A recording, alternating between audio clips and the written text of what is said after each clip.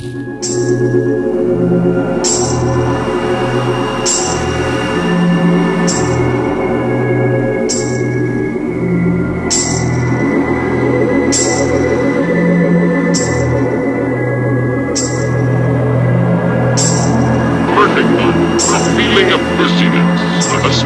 the head, figure of the latest state in which all things seem to be engulfed in a whirlpool of terror.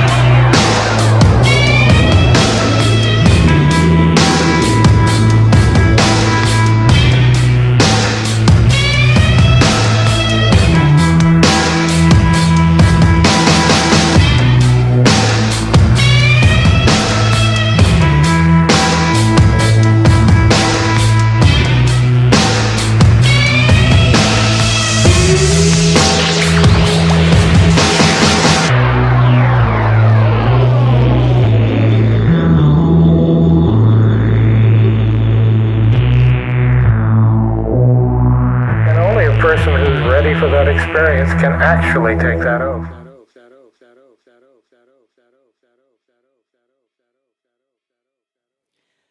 Well, hello everyone.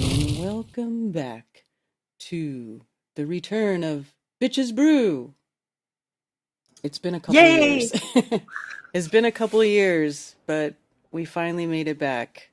And welcoming me or joining me this evening is Beth Martens over here on this side. And then Cami Knodel and Rose 777, who will be straightening her hair and turning on the camera in a little bit. Yeah, I'm totally here, but just not visually yet. And I'm hurrying as fast as the gods will allow. Very good. Nice to be here. I can't believe it's been 2 years. Yeah. I was looking in my files at like when the last time, you know, what the date said of the last, I think it was actually December of 2023. And we had Jenny Rose. I don't think we did one after that. Rose, do you remember that one when we had Jenny Rose on with us? Gosh, I can barely remember it. Everything is kind of smushed together. It seems like kind of an eternity ago. What was going on in 2022? Was there still stuff going on related to the 2 years before, or had it stopped? Well, it was 2023. So, I think for the most part it was already over. What do you Yeah, think? everyone lost steam. Like everyone like had a huge adrenaline rush of like purposeful content creation and camaraderie, and then there was like a climax and everyone just like hit the wall in one way or another, either literally or figuratively. And then the great division occurred, and then the tribal fear ensued. Yes. Yes. Dare we name the Great Division? The Or should it go unnamed? the final excrement. Yeah. I think it's more than that. I think there's also the so-called freedom movement, the so-called healing movement, all of the conspiracy categories. I don't want to say co-opted. I don't want to say infiltrated. I just want to say organically decimated themselves through some kind of spiritual consequence of it becoming about the job instead of why people got into the job and having to be enslaved to the consistency and appeasing the quote unquote audience. So there's like ebbs and flows where the content creators who prevail are ones who can strike a balance between staying true to themselves without eventually making their audience hate them. Interesting way to look at it. You guys are the content creators. I've been background though. We have done a lot of content creation. I liked it when we went for the magic, the creativity, the different videos and the things that we were doing. It devolved. It devolved into instead of trying to look for and learn, it turned into I'm right and you're wrong battle, or everything was a debate and measurements, and we just got lost along the way in that. We got lost along the way. The final experiment, I still don't know. I mean, Duffy named it,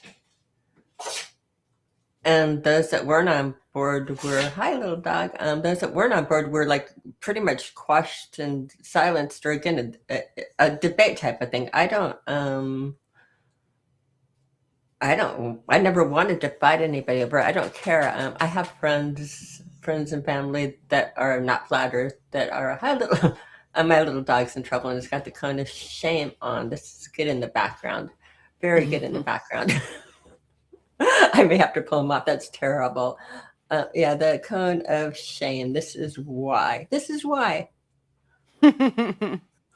But actually, the Great Division started before the final experiment. It did. Excrement, because I'm such a herd mentality follower. As soon as I heard you say the final excrement, my brain's like, okay, that's what we're calling it here tonight. But yeah, it happened before that, like with the Tartaria and the melted buildings and just the other conspiracy theories that didn't have to do with the tyranny that brought a large group together. So everyone started branching out. Or the Mandela effect. I think a lot of us bonded, and that's how we met, Karen. We were both at that event together, but by the time you and I got to know each other, it was when you were doing shows with Brian, and most of the content was about the Mandela effect, from what I can recall. Well, yeah, we used to split it between Mandela effect and flat earth stuff for Unveiling This Realm. We would do both, but yeah, a lot of Mandela effect. I mean, Yeah, nobody so else is really doing stuff like that. Well, I mean, I probably is, but I just don't follow those channels. That was Brian's thing. so it made me sad that at some point or another, everyone's cool with the Mandela effect existing as an idea. Jason and I in 2016, when we first met, we would watch that show, that channel Moneybags. And if we weren't offended by the idea, we'd just be like, do we remember this way or not? And it was just fun. It was fun to think about. It's a fun thing to think about because thousands and thousands of people are all noticing the same patterns. But then somewhere along the way, it was like, oh, I don't want to, endorse anyone who's talking about this particular belief or that particular belief. So just like what Cami said, it became about who's right instead of just sharing ideas. And also right when I met you, Karen, through Brian and I guess Cami, technically, he wrote that rap song called The Bridge. Like if we brought up those lyrics right now, it was what was giving us all the warm, fuzzy feelings in the past. And now if you read the lyrics, it's like, oh my gosh, this is not describing what we are experiencing today. No. And we can't go back to the past. We can't just say, oh, reset the room. Let's all just go back to that mindset because too many things have happened. So we have to address it as we are now. I think part of the issue too with like these different things that people have been talking about is people use certain types of language to like hook people in or keep people coming back for more or, keep watching their videos. So they'll talk about things as if that is a fact. And they are in the know about this fact that you guys are all not in the know about. And this is the truth. And then it becomes like this weird, like, cult of personality thing going on, and to where you can't even question this person about certain things. It just became like that in all these different areas. Does that make sense? I Yeah, know like, that. Yeah. oh, sorry, go ahead, Cami. I know, because I come in it a little bit differently, and a lot of the people that are on, again, you guys all create a lot and you watch each other, and I have to apologize because most of the stuff I do is analog. I mean, with the optics and everything, and a lot of the stuff I fight is that we get caught up so much in the mathematics and the different things on it that we forget that it's just describing the optics. And guess what? We don't have a math to describe a lot of the optics. It doesn't exist. And so therefore, like again, even our nerdlings on the other side, they'll cut themselves off on our own side and not look at something because the math doesn't exist. I know that this is funny. I sent Karen a video on Bell's theorem, and I sent it to our Globebusters, and I love our nerdling guys, but they can take everything and math it out. I'm good at math and I can even follow the math. I can do most of the math. I can't do all of the math, but by the end of this show, my brain hurts. And we forget that so much of the stuff we're dealing with, again, there's no math for. I sent him a 3.5 hour video that went into the math on Bell's theorem and how, guess what, it's a paradox. It can't happen. It's I don't even know. I couldn't watch the video. I couldn't, because again, it took something that we forget. It took light. It took light that you look at in optics and turned it into mind-numbing math. And a lot of the stuff that we're doing goes into that. We're forgetting what we're looking at. We're looking at the optics. You have to like go out and actually, I sent Liz, welcome Liz past midnight. Liz is here from Scotland past midnight. I sent her a video yesterday, I think, of kicking light. Because there was a reflection in my garage, a little dot that was streaming through. And with the optics, if you kick it, you can actually move the light dot.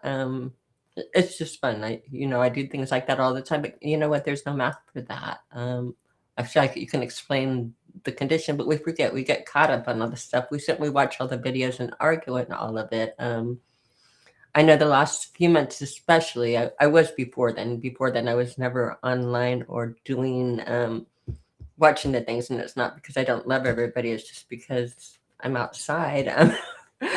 But when I do go on there, it's everybody arguing about stuff that to me is they're missing the part, they're missing the magic, they look at us and with Bitches Brew and they think, oh, the girls are talking about the woo-woo.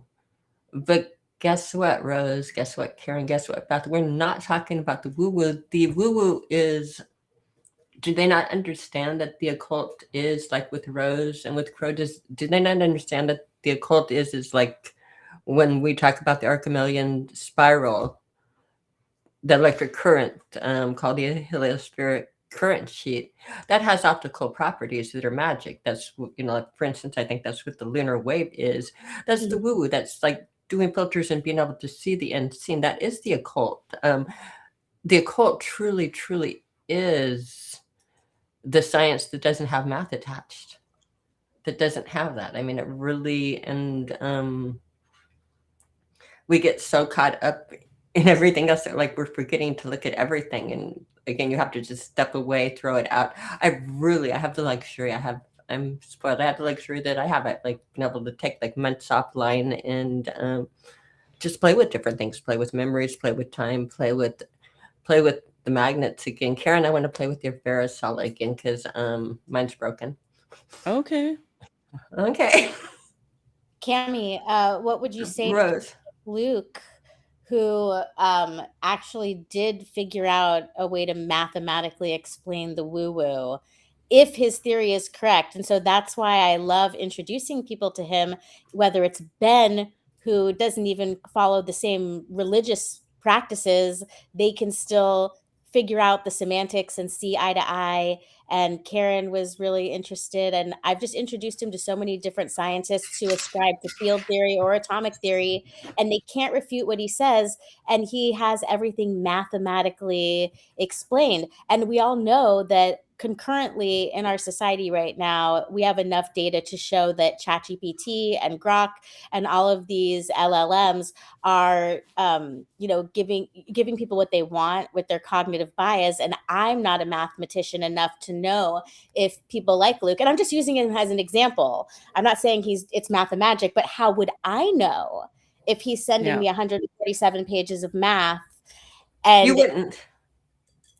But what is the math for, though? What does the math do? What does the math do? It's describing the empirical data that we see in the regular periodic table of elements.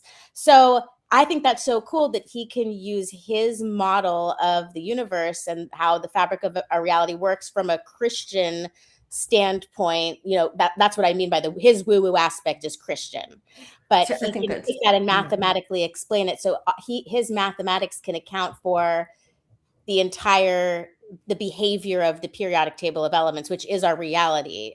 And those mathematical equations and rules and principles apply to both the quantum and the macro, which is what the mainstream can't do. They have special rules for quantum and special rules for macro. And by the way, I'm not his lawyer. I'm his secretary trying to find people to debunk him, because that's what I did with Flat Earth. I'm like, this is so cool. I want to be a headhunter for new ideas and how to understand it. If I can't explain it, it means I don't understand it.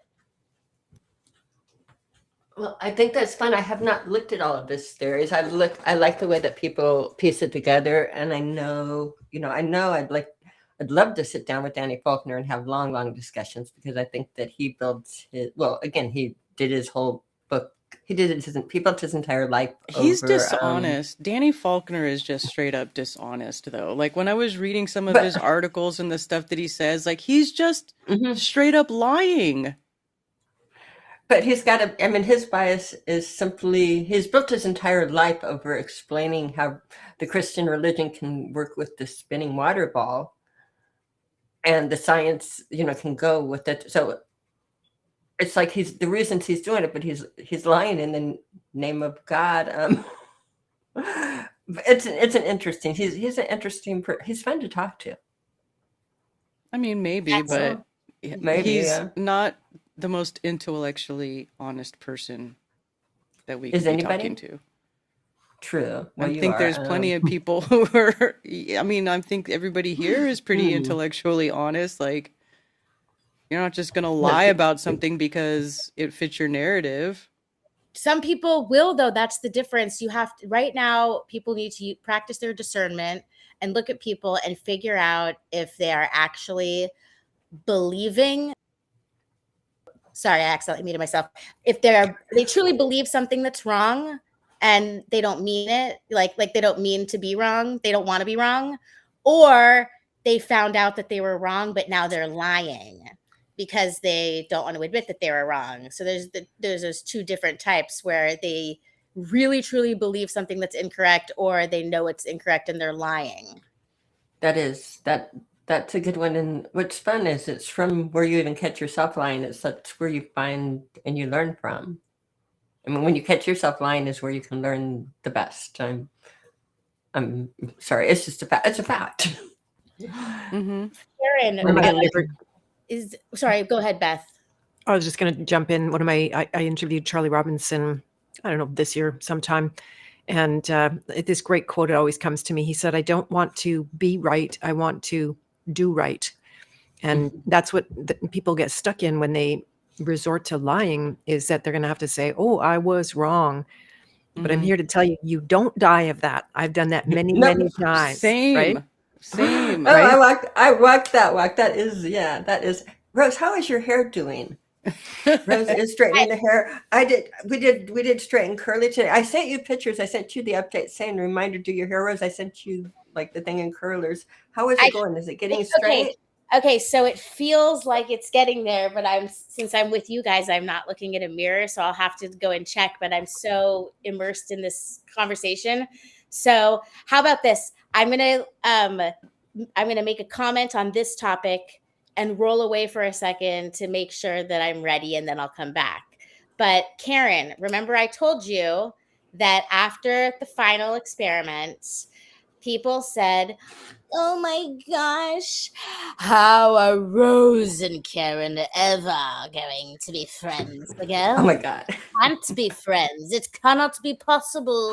If Rose believes that Jaren went to Antarctica, then she won't be able to be with her beloved friend again. And I'm like, that is so dumb for 100 million reasons, which Karen could probably explain while I go look in the mirror. So why don't you explain to people why we can still be friends, even though I'm saying that someone went somewhere and didn't lie about that thing? I know. First off, she thinks that he did go to Antarctica. So right, I believe they did go to Antarctica, and they did see what they said they saw, and everything happened just like they reported it. So, and there's no reason not to believe that this is the case. I mean, it's just, the whole thing is so ridiculous. Everybody who went on the trip has the same exact recollection of how things went. Everybody says they went to Punta Arenas and then they took a plane and then they went to Antarctica and they saw the 24-hour sun, and like everybody has basically the same except for the people who didn't go. The only people who think it was faked are people who weren't freaking there. Oh, how convenient. It's so easy when you were not physically there to come and sit behind your computer screen and go, oh, it's fake. They were in a studio. They've made a fake sun, blah, blah, blah. And it's like, oh my God, you guys, the whole thing is just so ridiculous. And then it's like, you know, we've been here talking about flat earth stuff for a decade, and there's like multiple books that were written 100 freaking years ago that talk about the circumpolar sun in Antarctica. Like, this is not a new thing. It's not new information. You know, everybody says, oh, we didn't have any real video of the Antarctic 24-hour sun. Everything was always edited and faked. Well, some of them were, but, and I talked about this after the TFE. I myself, when that subject came up years ago, and people were talking about how there was all these fake videos, there's no real videos of 24-hour sun in Antarctica, I went online and I found some videos that weren't freaking edited. It had all 24 hours there. So I just didn't talk about it. I'm like, well, this isn't fake. I can't make a video about this being fake because clearly they have all 24 hours in this video, you know? So I just didn't talk about it. And it just wasn't even really a thing to me because, as I've said this before too, I've already went through the whole thing with the sun and the sky and it matching, the globe model. But once you understand like how the globe model came to be, and this is where like the whole Globebusters crew and everything is really great at when they're talking about, celestial theodolite, and how they mapped the stars relative to a place on Earth, and like how they basically mapped these objects to certain points on Earth to make it match that globular model. But it's just a Cartesian coordinate system. And when you're working in a more localized, smaller area on Earth and navigating, you don't worry about the Earth curve or any of this or that or whatever. So it's like once you understand how the model was made, it's like it doesn't really matter what the sun is doing, because the Earth measures flat. We've already measured the surface of Earth to be flat. There's no measurable curvature. So it doesn't really matter what the sky is doing, because the Earth presents itself, and for all intents and purposes, for everything that we do, as far as flight, any sort of anything kinetic, ballistics, whatever, the Earth is a flat, non-rotating surface. We just don't understand how the sky works. But there's plenty of things in natural physics that can give us clues and possibilities as to how it can work. That's why Rose and I are still friends. That's why, we didn't lose our minds when everybody went to Antarctica and said, "Oh, look, the sun's going around in a circle." You can say it like how Bro Sanchez said it. It's the ground, Aaron. It's the ground. The ground. I loved it when he said that. Jaren, it's the ground. I wish I could sound like a guy. All of my impressions of guys don't sound masculine at all. Well, that's okay. Not bad. Very, very good. So anyway. And also because I love you and I can't live without you. I love you too. So what's been going on these past couple of years? Beth, what's been going on with you these last couple of years? I made a list. Did you really? Yeah, it's been a lot. Holy crap. It's been a holy crap year, I tell you. I didn't account for 2 years exactly. That would be a whole different part of my brain. But I, to the positive, had a major breakthrough with my health. And that's been literally miraculous at the level of learning and results, and just a whole new, really great community that isn't, wasting any time at all. So that's been fabulous. Feel better than I've felt my whole entire life, actually. Really? Mm-hmm. Well, that's great. Yeah. Well, you do look good too. You look like you're bright and you have good color and you're glowy and stuff. So yeah. Thank you. And then to the negative, I injured the crap out of myself this summer. I was handicapped for a time, and I started being grateful I could just made out if I needed to. There was about 5 minutes where I thought it was like, oh, can't do this anymore. I lost use of both of my hands. And then I threw my back out and needed to be carried off a field and driven home. And it was just, freak accidents while I'm busy protecting 2 injuries. I sliced the top of my baby finger off. I think I was bloodletting, trying to, it's possible I had poison in my hands and I was trying to release it. That's one theory. But nearly sliced this finger completely off. It's left with nerve damage and some loss of use. But we'll see. Maybe I can get that back. And it was just a total knock him down. I thought everything was over, and it wasn't. Slowly started to heal and come back. Had actually a miraculous recovery on a finger thing that turned out to be the C word. I don't know if you can say the C word without getting a slap around here, but that was a really cool exercise in herbal medicine, which I mostly don't adhere to anymore. Just say it. What's the C word? Cancer. Okay. Yeah, it was a weird growth.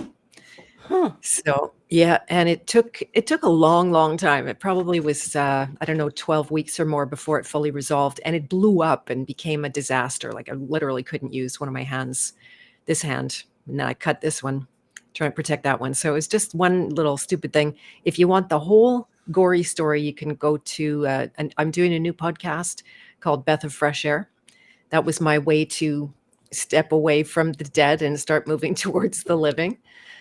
And I told the whole entire story in episode 1. So if you want to hear all about that, you can. Yeah. Yeah. And then I created the new podcast, and my way to come back into my world, because all of a sudden you and I were chatting before the stream a little bit, Karen, and for me, work has to be authentic. I can't go through any motions. It's just not possible for me.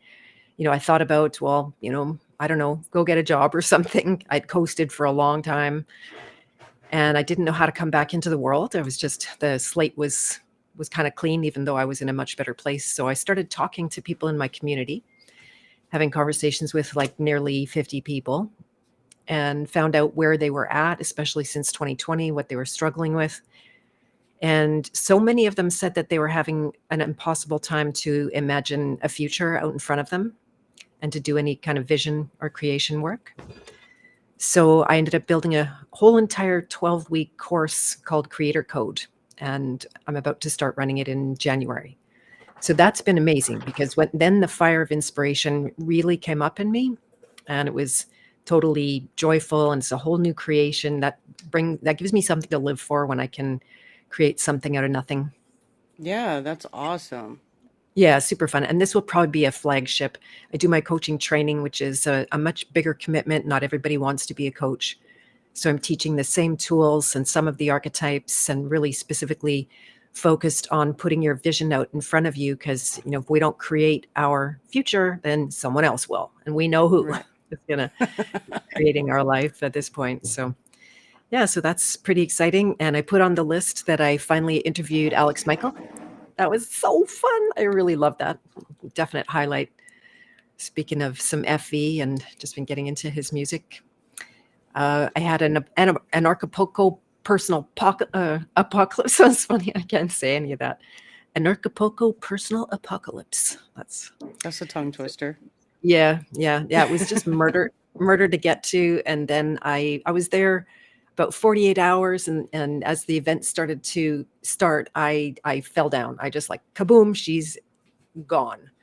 And so I spent the entire conference in, hot sweats and being really not well in my hotel room, missed my talk, missed my workshop.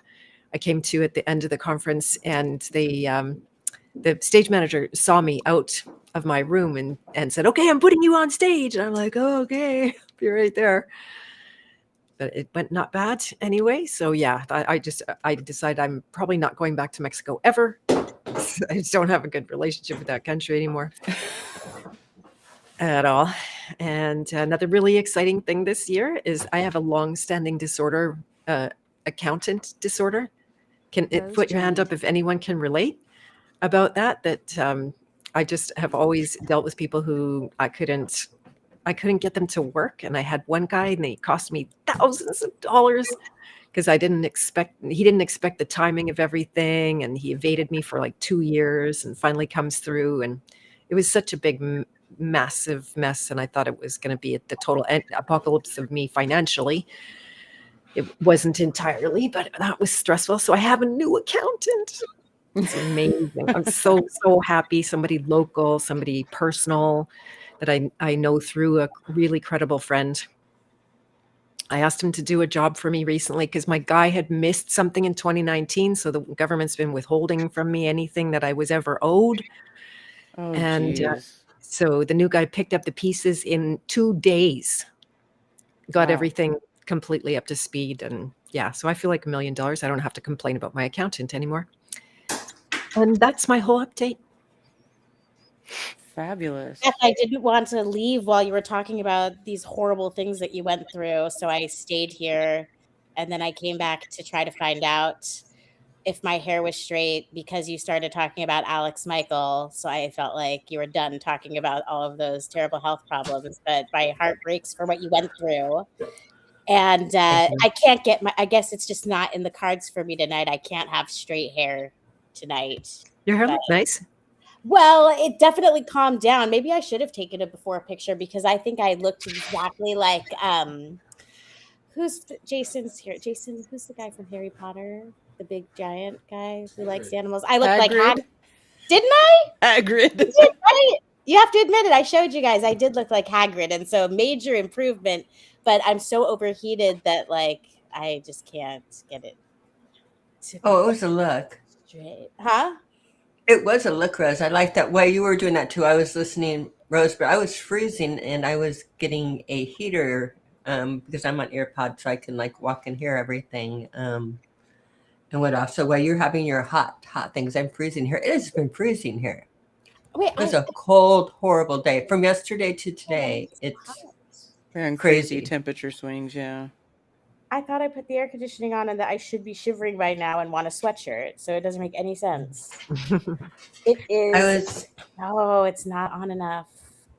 No wonder I'm struggling. All right. I'm just going to cool down and then I'm going to get into my recliner and then I'll come back on camera. But I can't sit in my chair Okay. and be this on camera. All righty. Well, wait. That Love was- Bunny says seeing Rose makes me happy. I have to go because you can't see the chat from this tab. So let me open up the chat. What's up, everybody? I hope you guys liked my spiels about the division. Here's the end. Another part of my spiel that I forgot, which is that I think it's just so shocking that people are acting so crazy, thinking that they assume that I believe a certain thing or think a certain way when I'm behind the scenes, like trying to meet with all different kinds of scientists from different walks of life and trying to get people from the flat earth community that I knew for years to discuss it and talk about it and tell me what they think of it. And nobody wants to look into something that's outside their thing. I'm not talking about you, Cami, or Karen. I'm saying like, if someone's like if there's like a character and they're going around like trying to like sell a book or something and that they have like a certain thing that they're ascribed to, it makes it so that they are unable to look at another idea because then it just ruins their whole livelihood and like purpose in life. So that's what's really disappointing is if you like say like my identity is represented by this specific belief, then it's just really difficult to ever listen to anything else that's different. Well, that is, again, it's about people are about defending what they believe in instead of learning. And the learning has always been. That's why even like I know when you're saying Stephen, and I should look into him. The problem is, Rose, is the weather here. The problem is the weather here. We've had this combination of like 76 and beautiful and sunny where you just have to be outside in a bikini like yesterday. And then today where you woke up and it was raining and 40 degrees and the arthritis index was purple, which is like, just shoot me now. If you're in your 60s like I am, it's like, just kill me now. I'm not going to get up. You ran your errand. I ran my errands, got in the bathtub doing the show and thought, wow, how can you really, really, really spend your whole day doing nothing and getting nothing done like I did? But I did. Zero. Oh, Winnipeg. Oh, Beth. I made that Fahrenheit for you guys. Oh, but it's no, different thank you. because it's cold. But are you cold? I mean, this is so wet. This is so wet and damp and bogged in, and it's hard to, again, just the damp cold. So it's not. What did it got up to 50 today? But it was the coldest 50 ever. It was. And then it's going to go back to, I think, 70 degrees. And it's just hard to sit and watch videos because you're either in the bathtub with candles and doing that, or you're out in the sun and the videos. And people that know the answer to everything, I'm still like looking at the wonder of everything. I'm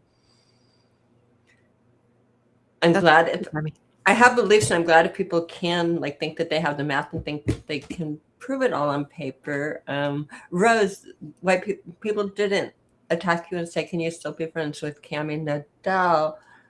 But do people know that when you met Cami Knodel, the first thing you said to me is shh, I'm not a flat earther. Is it okay if I still come to your conference? That's right. That's right. And I like gave you a big hug. I think you don't have to be a flat earther to come to the party. That again, that whole mentality is retarded to me. There are things that I saw that made me find it impossible to believe that I'm on a spinning water ball flying through space. I mean, there's just too many of the physics. There's also in the Bible where you say Stephen has got the answers. You also in the Bible have written that no man is going to like learn all the answers. Sometimes I think I dream all the answers, and then you get in kind of like a danger zone. Do you want to know the answer to everything? I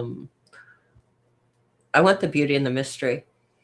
I want the beauty and the mystery. I don't want the math and the arguments. I want to see it. I want to see the miracles. That's so beautiful. I've been binging a little bit on a show someone recommended in my House of Free Will. Have you guys seen The Good Place? Yes. No. My And- daughter got into I'm going that backwards. show. I'm mirrored. My daughter got into that show, and she was binge watching it, and I was watching it with her, and I thought it was hilarious. It's really What well is it? done. I get a lot of laugh out louds, but it was exactly that I'm near the end of all the episodes now, and they said exactly what you just said, that you can sit and I have the answer to every problem, and you think that you're a superpower. It's really actually a hugely programmed place, and it is a big ripoff. Even if you get the answers rather than just be tortured not having them, they're empty. There's nothing in them. They open up more questions always, and the beauty is there. I mean, I do like doing it in the flat Earth and the optics, because the optics of them working are so there. They are so in place to work on a flat Earth. But you know what? Even if I can tell you, I've shown people like magical optics, in reality that work in physics, but with every angle is a variable, and with every variable is 100 more variables. And these people are like, well, here, tell us the answer and tell us what angle this is and what so we can correct you and say that no, this. It's like they're missing the entire point of the possibilities. But you can't, just like I can show that video of me kicking light. They think that they're measuring to the lights. They think that they're measuring to the stars and taking the angles and doing it. I can tell you that we're going through a magnetic field, that we're going through an electrical current. I can name different things that we're going through the plasma, that I guarantee you where they're pointing at isn't where things are. That's the only thing I can guarantee you is what you think, where. I mean, people figure it out when they're spearfishing and that, and they know that if they aim for the fish, they're not going to get it. But I tell that to the boys, and they're going to measure the refractive index of the water and tell exactly how far they should. When instinct tells you if you go under the water and do this, you don't need to do all the math. If you play in the water, you'll know where to throw the arrow. Stupid boys. Sorry. That's. Oh well. Rose, how are you doing? She's not in the studio. She dropped out. I think she's probably trying to finish up her hair. My whole computer is resetting. I don't know if you can hear me. Yeah, we hear you. What do you mean it's resetting? Okay, do you hear me? Because my whole screens just went black. Oh, the black screen of death. I have I have two screens of death. I have two black screens of death. I cannot see anything on the monitors. And there you are. You're back. I wiggled them. Okay. That was fun. Okay. I didn't mean to scare How you. is the microphone going? I have the fancy microphone up here with the Yeti mic. God, everything works backwards. Quick And we're message. sounding it. Sorry. My son's got me set up all fancy. This is my first day on the new system. It's working. Mm-hmm. Nice. I was just going to say to Dr. Crispy Johnson, I don't have a TV either. I just find it on Movies Joy. And if you get an ad blocker, you don't have to watch porn.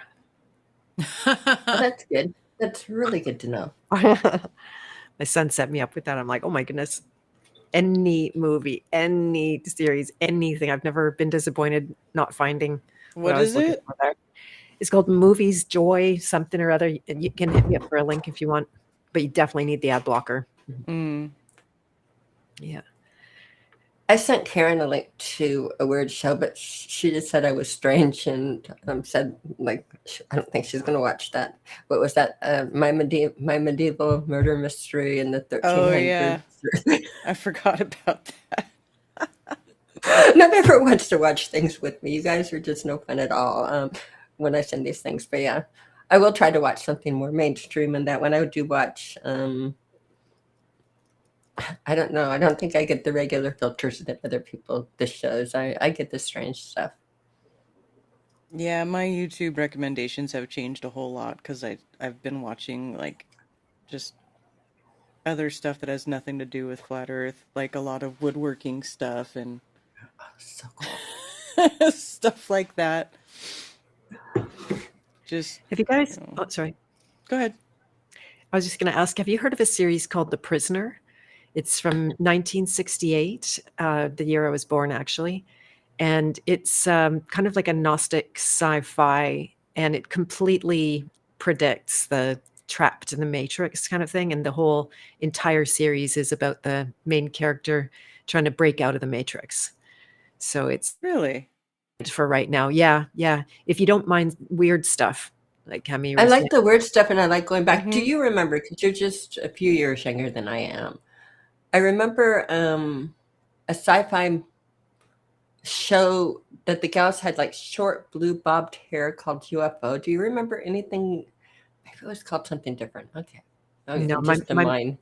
yeah, my mom Just and my sister were the sci-fi guys, so I just would catch that more, or like under duress. Actually, I'd have to watch stuff if I wanted to be with them. But well, they this has brought to my yeah. attention the House of Free Will. Yeah, I it's was very banned. British, Yeah. very quirky, very weird, and very bad. A little Doctor Who-ish. See, I like that. I like that a lot. Right, I it's did. a cult thing. I wasn't allowed to watch a lot of the sci-fi for a while, which is strange for me growing up because when I was 5, I'd watched. If you're watching, hello, she'll verify a true story. I think my mom joined us. I sent her a link tonight. I watched The Blob, that like really hokey movie, The Blob. Fun. Y'all remember that? It's like, Yeah. yeah. I watched that and I had nightmares for years. I mean, I was I know, and it was like, yeah, and it was again it wasn't real horror. This is like really hokey. Batman also scared me. I think I was banned from watching Batman as a little girl.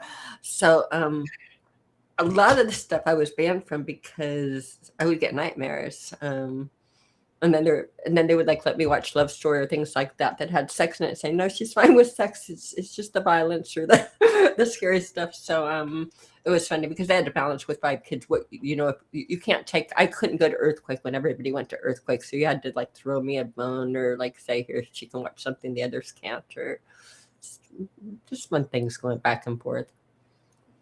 Interesting. Yeah, with The Prisoner, that I believe it was Matthew McGovern was the actor in that, and it was back in the day of acting before the industry had the power compared to the star. So he pushed his weight around a lot, and he ended up turning down projects because he didn't agree with them. And then there was, this is secondhand, one of my students was telling me about it. She went researching the guy, and he's got a good track record. I think it was before they were truly controlled. Mm-hmm. If that's even possible, I don't know. I think there's been some, again, just like everything, there's been a little bit of infiltration and like pieces that get through. I do think in music and that for sure there's been. Oh, my screen just went dead again. This new system is something. I'm going to take it that you guys can still see me, and it's just all of my screens. It went darker. Oh, now it's light again. Mm-hmm. Yeah. Glitch in the matrix. I think this started going when I started putting the heater on, so maybe I'm matching up. How are we doing on the hair rows? Oh, a lot of, I am dark on the screen. Patrick McGugan, thank you, Dr. Crispy Johnson. I was going to say one more thing. I was Mandela affected this year, and I don't even go for that stuff. Part of me just like completely rejects it outright, and I don't really want to get into it. I don't know. I just that's my personality, whatever. Mm-hmm. And then so I wake up one day, and it took me a while to figure it out, but my clock had gone back an hour. So I'd lost an hour. And then I'm like, oh my effing God, it's the time change already. So I went through this whole trauma response around the time change that they stole an hour from me. And it was just Brett like has really, joined. but it took me a while to realize it actually wasn't the time change. It was about 4 weeks before the time change. And then, but there's absolutely no way this clock could have changed. It is an old LCD. I don't even know how to change it. I have to get my son to do it. Are you sure we're not just getting like dementia? Because my first really big No. one was that No, because this proved it, right? Like, is that clock says that, and this clock says this, and when we went through the actual time change, that clock's right again.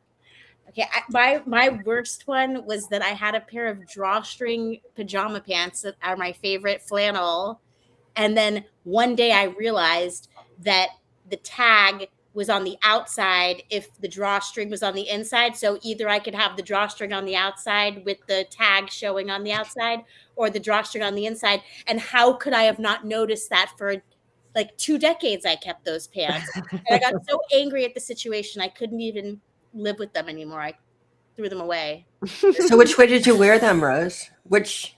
How do I know how I was wearing them? If it wasn't a Mandela effect, then what was I doing? Was I, because of the wheelchair, right? So I could have just, the tag was sticking out the whole time, but I think I would have seen it in the process of you hold up your pants to see whether they're inside out or not. I would have noticed that the drawstring was in.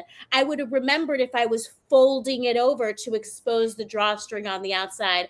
I don't have any memory of just going around with it on the inside, rubbing up against my stomach. Like, there's got to be a logical explanation. I don't think it's the Mandela effect, but Beth, this is what I'm saying, is that's like, you're not ascribing to the thing, but the Mandela effect is what is describing your experience, because I know. reality changed. That's the humbling part, that I speak out against it, and then it happened to me. Yep. And I went through a whole thing, and I realized that time change does cause trauma, and that it accumulates over a lifetime. It gets worse. Because this time I was really discombobulated and out of it, especially when the actual time change happened. So yeah, I feel like I might have slipped dimensions. And I interviewed Joel Schaefer this year as well, not too long ago. He talks about parallel dimensions rather than past lives and future lives and reincarnation and stuff. He talks about all the lives actually exist at the same time, and he's been able to meet some of those. Apparently, it's a very big, good thing to do. That's a really common idea that I hear described in both ways. So when people talk about the reincarnation cycle, even though it's supposed to kind of be the opposite of the linear cycle associated with like Christian religion, it's actually still linear because it's one happening after the other. But then people who also believe in reincarnation, they'll still describe it exactly how you just did, where it's all happening at once, which makes no sense to me. It's difficult for my mind to process non-linear time. So it's easier for me to comprehend this cycle of you die and then you're born, and then you die and then you're born. Yet more and more we hear from intuitives and people who say that they've had near-death experiences that say it is exactly like you describe it, where it's happening all at once because time is kind of part of this illusion in our physical reality. I feel like Cami looks like she wants to respond to that. No. I'm just loving what you're saying, and you are right on. I'm agreeing with what you're saying, and no, I don't think it's linear. I used to think it was linear, just like you. I've had a lot of different things happen where I don't know on the multiple. I'm going to let you keep going on it, because if I go, it'll get personal. So I'm going to let you go. Keep going, Rose. I wasn't going in a particular direction. That was it. I just saw your face as I was finishing my thought. And and on that topic, just as a personal example of when that was introduced to me, I don't want to complain about medical problems because I'm so over it. But it just so happens in the story that I was speaking with Derek Condit, who has special abilities and believes in reincarnation the way you're describing it, Beth. And I was talking to him because I was complaining about this neurological stabbing electricity in my lower left quadrant. And he said that he could see that a Sasquatch from another dimension had her hand over my stomach And I'm like, well, that's really nice, but it's not doing anything. It's not helping. But that's really nice of her to even care if that is true. And then he proceeded to tell me that I am a shamanic Sasquatch in another dimension and that I'm a healer. And that sounds so cool. I wish I could definitely trade places with that one. So Did then, he see your picture before the show, like with your hair? No, I'm kidding. I am just kidding. so after that conversation, I called David Avocado Wolf and I said, David, Mr. Bigfoot expert, or so-called people, look at him that way. Even though Karen, I know David showed me a picture that Karen told me is totally fake, which makes me sad. And I never had the heart to tell David because the guy who faked it was his friend. But anyway, if David ever heard this, just call me and I'll show him the side. God, you guys. Was it the Todd Standing guy? It was the guy who you showed me a picture of him. You showed a picture of his Sasquatch and it looked like himself in makeup. That's Todd Standing. Yeah. So I think they're friends. So let's just leave it. But anyway, he said that he said it made perfect sense because when you do combo, which is the poison that you extract from the frog in South America and burn it into your skin, what it's supposed to do is bring in your best abilities from all of your other dimensions. And I said, that is so unfair because if I take the combo and I steal the abilities from the shamanic priestess Sasquatch, is that shamanic priestess Sasquatch going to wake up and not be a good for her clients? So I don't want to steal the ability from the other dimensions of me. Isn't it like in your computer where you go to move a file and even though you are moving it, it only copies? Well, it matters if it's a cut and paste or a copy and paste. If you cut, Beth, then I think it removes. But if you just drag and drop, it looks like it's going to move, but it's really just a copy. I hope so. For the sake of my other dimensional Sasquatch self. How about Rose? Do you know I have mimosa growing on my property on the river? Mimosa. Oh my gosh, don't even tell me that because I do. I have mimosa growing don't talk about it on my the bank. internet. Don't talk about it on the internet, Cami. I have traumatic experiences for people bringing that around and then the government being mad. Well, it's on my bank. It's on my bank. I mean, it's part of nature. This is natural. It's part of nature. It's beautiful. It's time to do a vision quest. Oh my gosh, that is just wow. What the heck is it? I've heard the word, but I don't know. We'll talk about it after the stream. It's beautiful. Okay. It's the sensitive plant. If it's a tree. It's a tree. It's beautiful. It grows wild. It has pretty little pom-pom flowers, and the skin of the root of the tree can be dried out and processed into a strong hallucinogen. There you go. I was guessing something like that. Otherwise known as DMT. But anyway, it's wild. Oh my gosh. I'm watching is that not a coordinates and you're gonna have I'm not worried about you getting in. Okay. I'm worried about someone stealing the tree. But here's the thing though, there's mimosa trees all over the place. These mimosa trees are on the side of the road, all over this area. They're everywhere. Down all the streams. This is mimosa land. This is where they grow wild. It's homeland. They're considered invasive species. I mean, they are all over the place. I know. And no wonder it's a very magical place with all of the quartz and the crystals and the Bigfoots. And mimosa. Tons of minerals here. Tons of all kinds of minerals here. There's there's minerals here that aren't found anywhere else. Hiddenite is named after the mineral hiddenite, which is found in hiddenite. I got triggered. Hiddenite, North Carolina is where it's found, and it is beautiful. Yeah, it's hidden in hiddenite. One of the only open emerald mines in America here. Wow.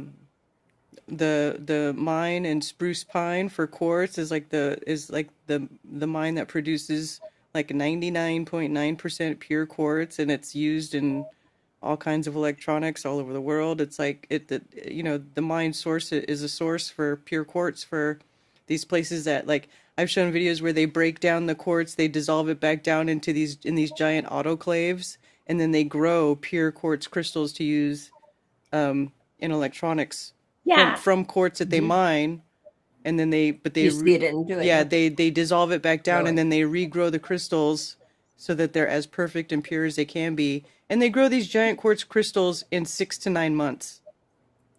Dude, And that's you- why I think they geoengineered the storm to try and get the elderly and the people that were living close to nature and know the truth about the area decimated, and to But it's hide. not a secret. Everybody here knows. Like, it's not there's no secret. And the mines are already being mined. So it doesn't even make sense for them to geoengineer anything to stop what's already in process here. You don't think that the storm prevented certain The things? storm actually, the Accelerated. hurricane closed the quartz mine for a little while. It actually stopped production. It didn't help anything. It stopped production. No, And then- I'm saying you don't think the storm was bad? Well, the storm was bad, but it wasn't like, but was it the government trying to, like, eliminate people? I don't know about that. Okay. I forgive You got me. it. I'm just being honest. I'm an auto hoaxer until someone talks sense into me, which is why we're here and we're friends and we work together.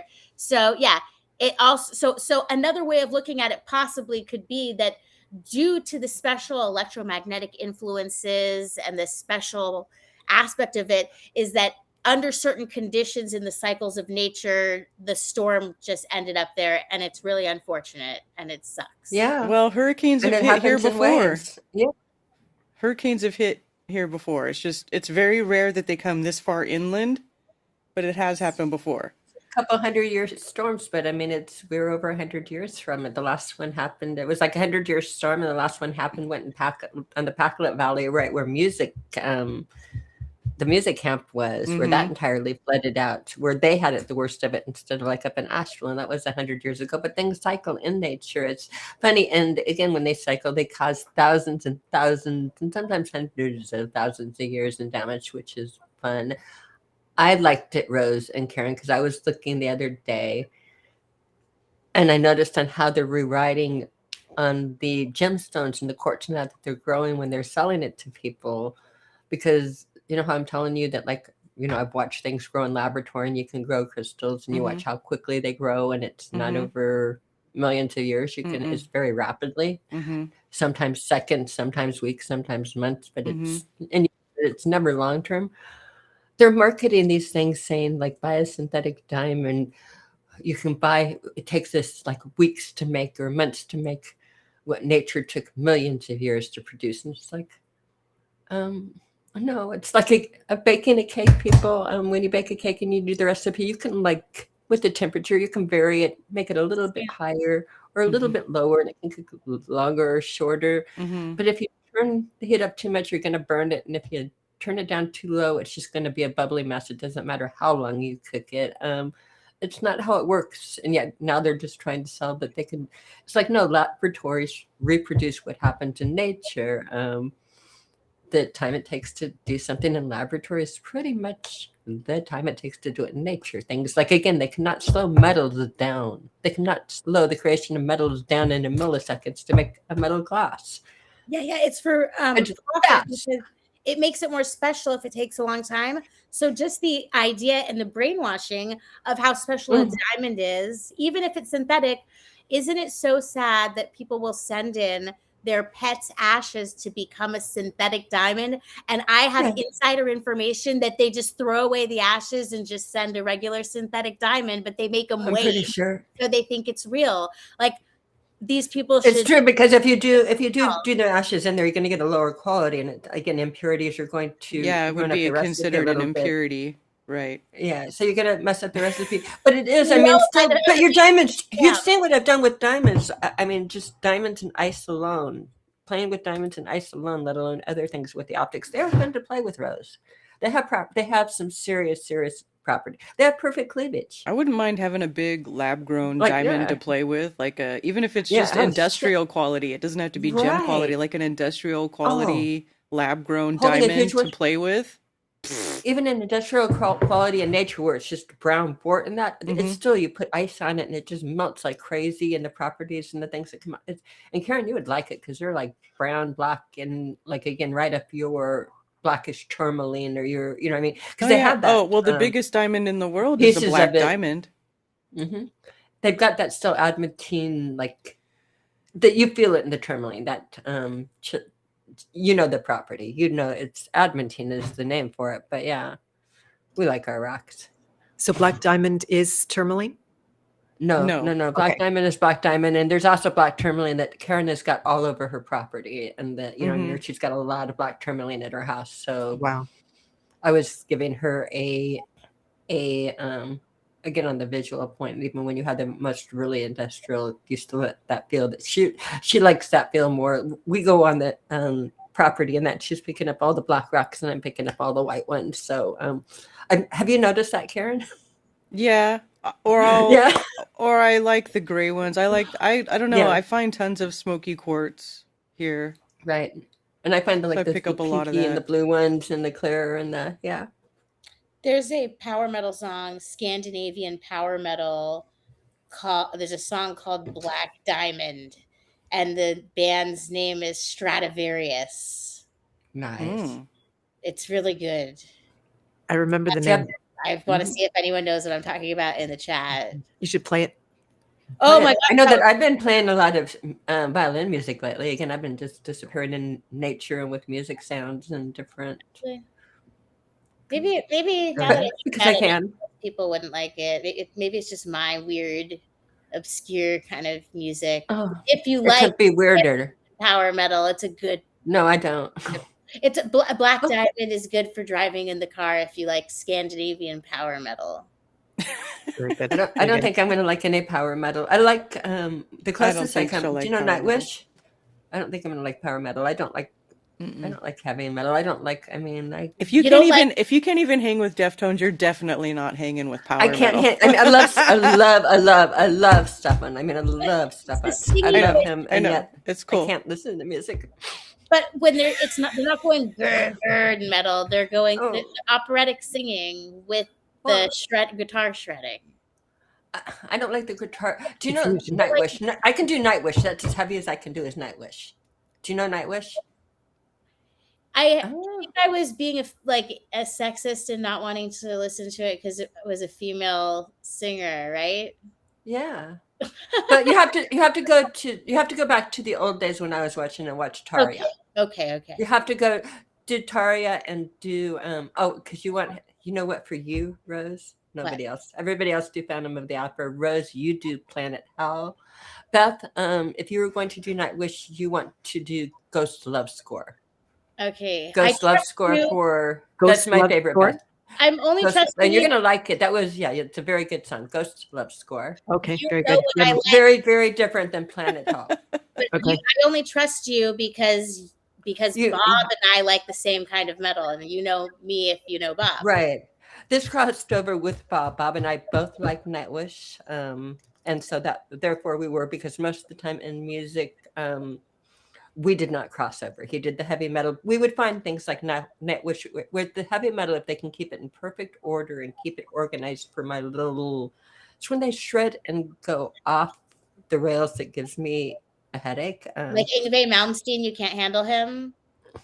Probably not. I mean, I listen to ask Karen this crap I listen to. It's not crap, it's really good. I listen to like Celtic and violin. I was gonna say she likes like folk music. I would call it like folk music. Mm-hmm. I was listening to Van Morrison the other day. I mean, that was it's so interesting. I'm old. Rose, I'm old. Rose. No, but like to me, the complexity of guitar shredding is mathematical, and so I feel like you would see the sounds like on the.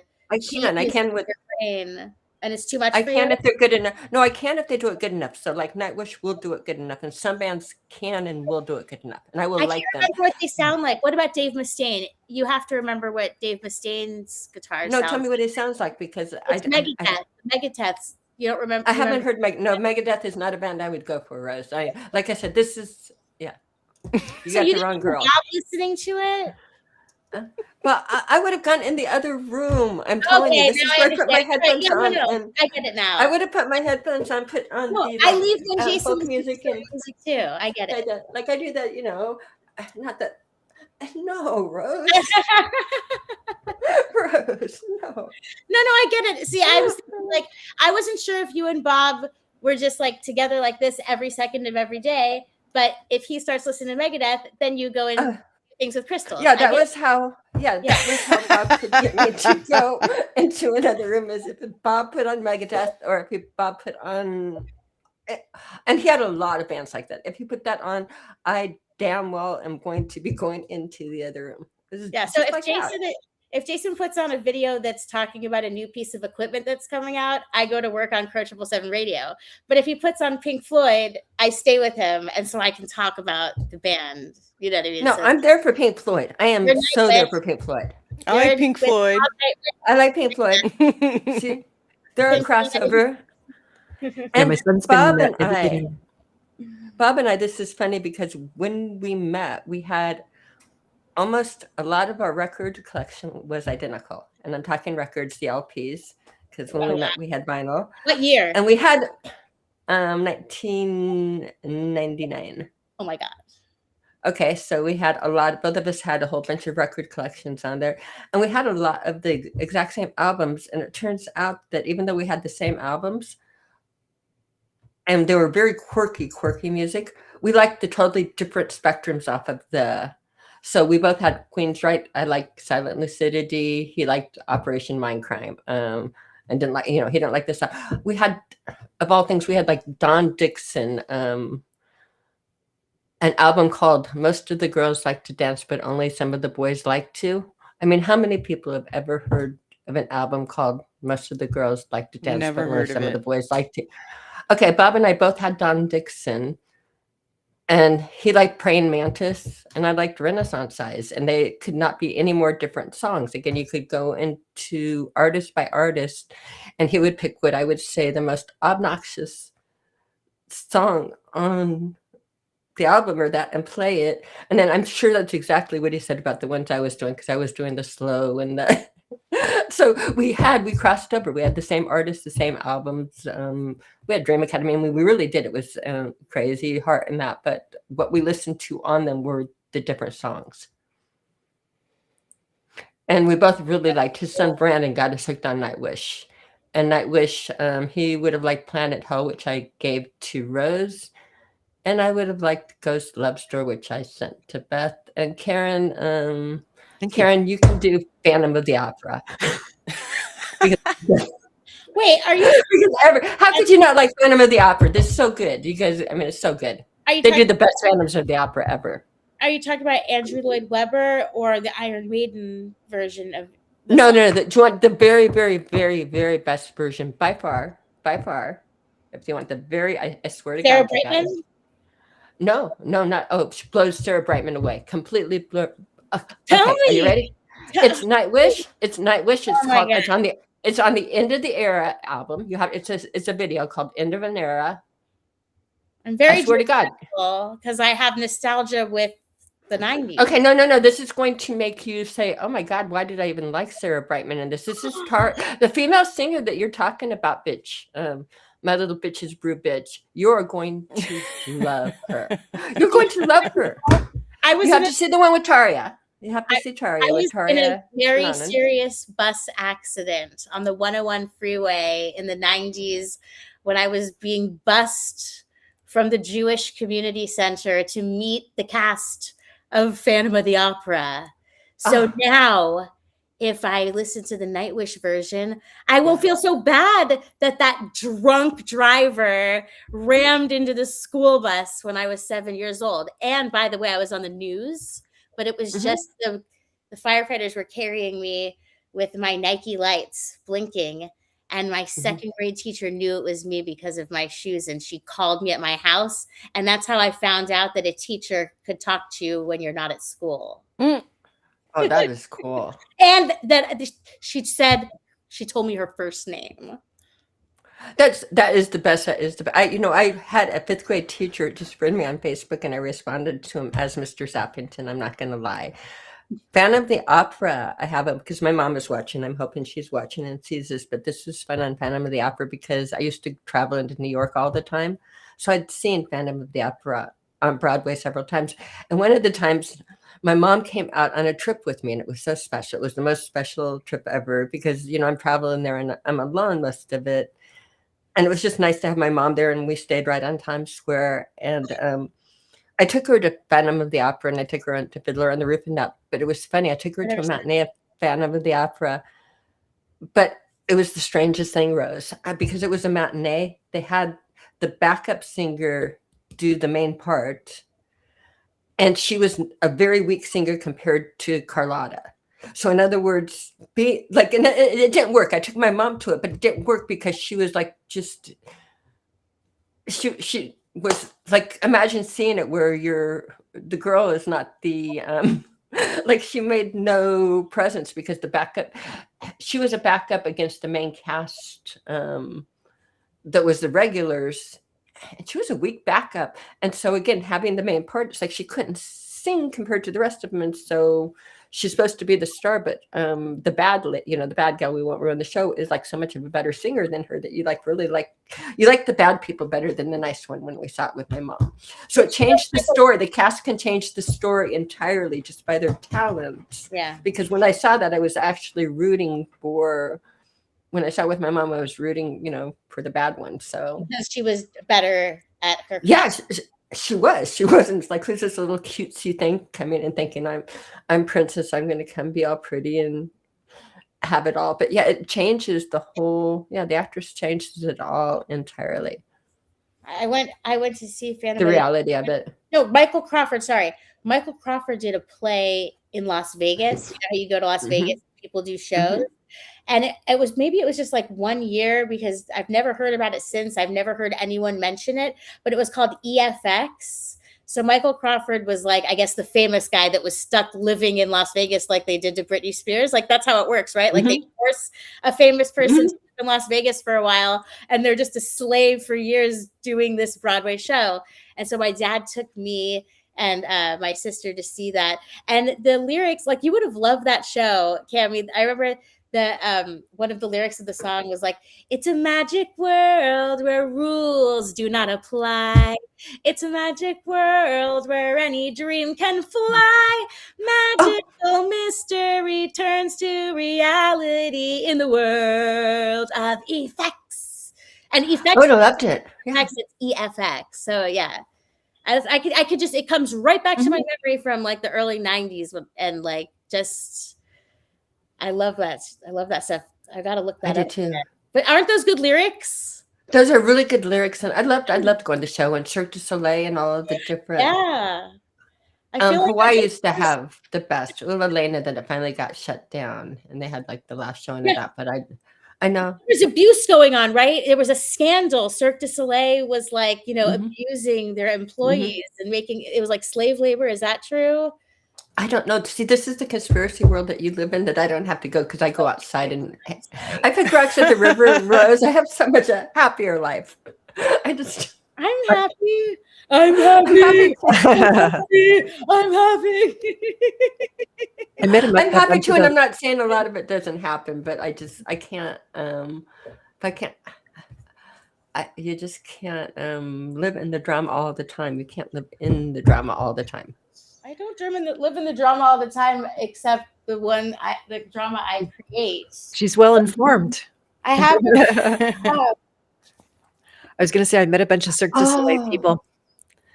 Did you? In Mexico. Yeah. And it was a long time ago when I went there. I lived for a few months, and they were camping on the beach, and I got kind of tangled up with those guys and watching them practice was really cool on the beach. But that would be so fun.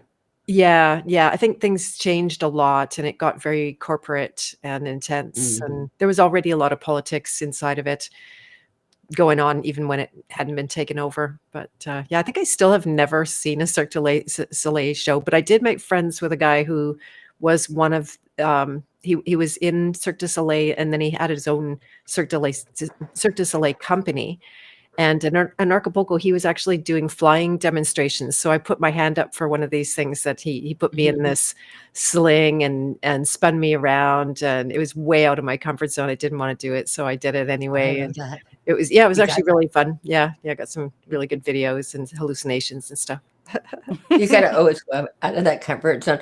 I saw in the 90s, because if you've done Vegas, has anybody seen Blue Man Group? Mm-mm. Does anybody even know who Blue Man Group is? I well, know who it is, and they make all that music with all their like made instruments, and it's all Mhm. weird, crazy and stuff. Yeah, I did And see a it's like couple a Cirque du big Soleil ordeal. shows.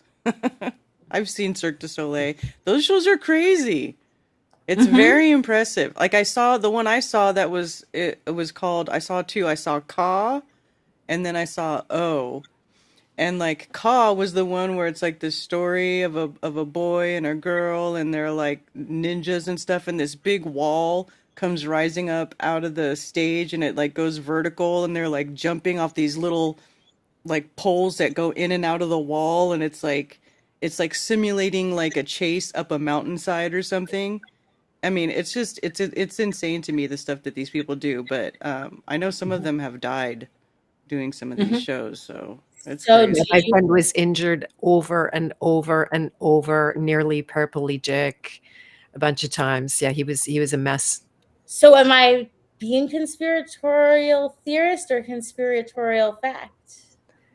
I I could see don't how know things exactly. could be very tense in Cirque du Soleil because Yeah. of Mhm. the risks involved and stuff and them being very strict. I The could see that. amount of practice and hours to work to get that flexibility and precision for safety like requires you to have labor beyond probably what is considered normal. So yeah, just like people will criticize a 4-year-old who plays piano really well because they'll just assume that they had abusive parents that would like spank them if they didn't practice. Yeah. But I would rather my parents, were I'll take the pain to be able to play the piano like that. So there's the debate. Yeah, you say that now, but if your parents had done that to I you, know. would you be like, I hate it. I hate the Exactly. piano. Exactly. You'd never want to touch it. That was our claim to fame with Liam, that we didn't encourage him. We bought him instruments. Yeah. He was always around music. He grew up, I was singing to save my life. His dad's studio. He grew up always going in there and hitting the drums and pushing every single button in the studio. I was amazed his dad would let him do that. And then he just independently became a really excellent musician. And he's cultured me around the heavy metal, by the way. Oh, Not nice. not that I'll go listen to it myself, but when we take road trips, he'll run me through his library and he explains it more like a scientist. He says, like, I don't want to ever be part of this culture or community. He hates headbangers. He doesn't want, but for him, it's kind of like the math side of things. He's listening for the technical excellence that's going on. And one of his favorites, you guys know Dimebag? Yeah, Yeah. Dimebag Daryl. Daryl, He that's it. died. Yes. Got shot on the stage. He got shot on stage. Wow, I didn't know that part. Yes. I knew he died. Pantera. Yeah. Yeah, we know what he's named after and everything. Liam played one of his guitars in, I don't know, Fargo or something. What? That's Yeah, so cool. yeah. Wow. Yeah. But see, Beth, I want to tell you, and I want you to please ask Liam what he thinks of this, and then tell me what he says. I'm going to need water in a second. But when I headbang, it's my physical exercise and creative demonstration of my appreciation and knowledge of the complexity of the music. So like when the chords change or when the drum beat changes or when it switches from like guitar shredding to vocals, that impacts and influences the different movements that you make. So you can kind of think about it as a really good meditative cardio aerobics for a metalhead that could be quite immersive, like coloring or knitting might be for someone else. So I use headbanging as a form of exercise and like a positive thing. And I don't consider it being part of a community. However, I would be willing to battle anyone in a headbanging competition, but I would also appreciate their version of expressing their knowledge and version of acknowledging the complexity and mathematical nature of the music. Nice. I like it. Rose, we need to have a headbanging competition, me and you. Yeah. Let's do Yeah. On Bitches Brew. I'm ready whenever you are. Yeah. Bitches Brew metal. I have to see this Cami, whole you're time. muted. What? Oh yeah. I get to judge, but I get to judge with headphones on because I don't want to hear the music. Okay. You mean No, earplugs? what you do, here's what you do is while we're headbanging, I bet we can use AI. We ask AI, we're going to headbang to this song. What is another song that is at the same tempo that by Diana Ross? So you watch us, but you're only hearing Diana Ross because that's what we used to do with cartoons on Saturday mornings is we'd put down the music and we would dance around at the Supremes and it would always like match up perfectly. I like Diana Ross. So this is working for me. This is working good. Good. Got a plan? Yeah. We got a plan. We have got a plan. Would you like to participate, Beth, as an example student? Yeah, I can learn. Yeah, you can learn anything. Just about what you want to. School me. So it'll be like a competition / lesson because we'll be explaining. What we do is we do the performance and afterwards we all discuss it. We might not do this, but we could do that. We might need a moonshine or something. I can do it right now anytime. No, but you know, it reminds me vaguely of an event that post-pandemic when we weren't allowed to go anywhere and see anyone. Of course, we planned our gatherings, and this turned into a breath workshop. One of those, what do they call it, hypertropic or some kind of, I don't know. I'm not in that world, but so you go and you do a lot of hyperventilating, and you get really high from it in a weird way, and everybody ended up like screaming and crying for at least a couple of hours. It was one of those weird events. So it kind of reminds me it might be similar to that. I think I'm just going to go pick some mimosa and hang out. That's awful. No thanks. Psychotropic breathing, something like that. Yeah, it was weird. Oh my. Very weird. Definitely had a vulnerability hangover after that. That just sounds bizarre. It was bizarro. Yeah, and we were all clandestine, and we had to drive to an undisclosed location, and then they came and picked us up, and we drove into the garage so the neighbors wouldn't call us out when they were all being Karens. So it was very surreal. Yeah.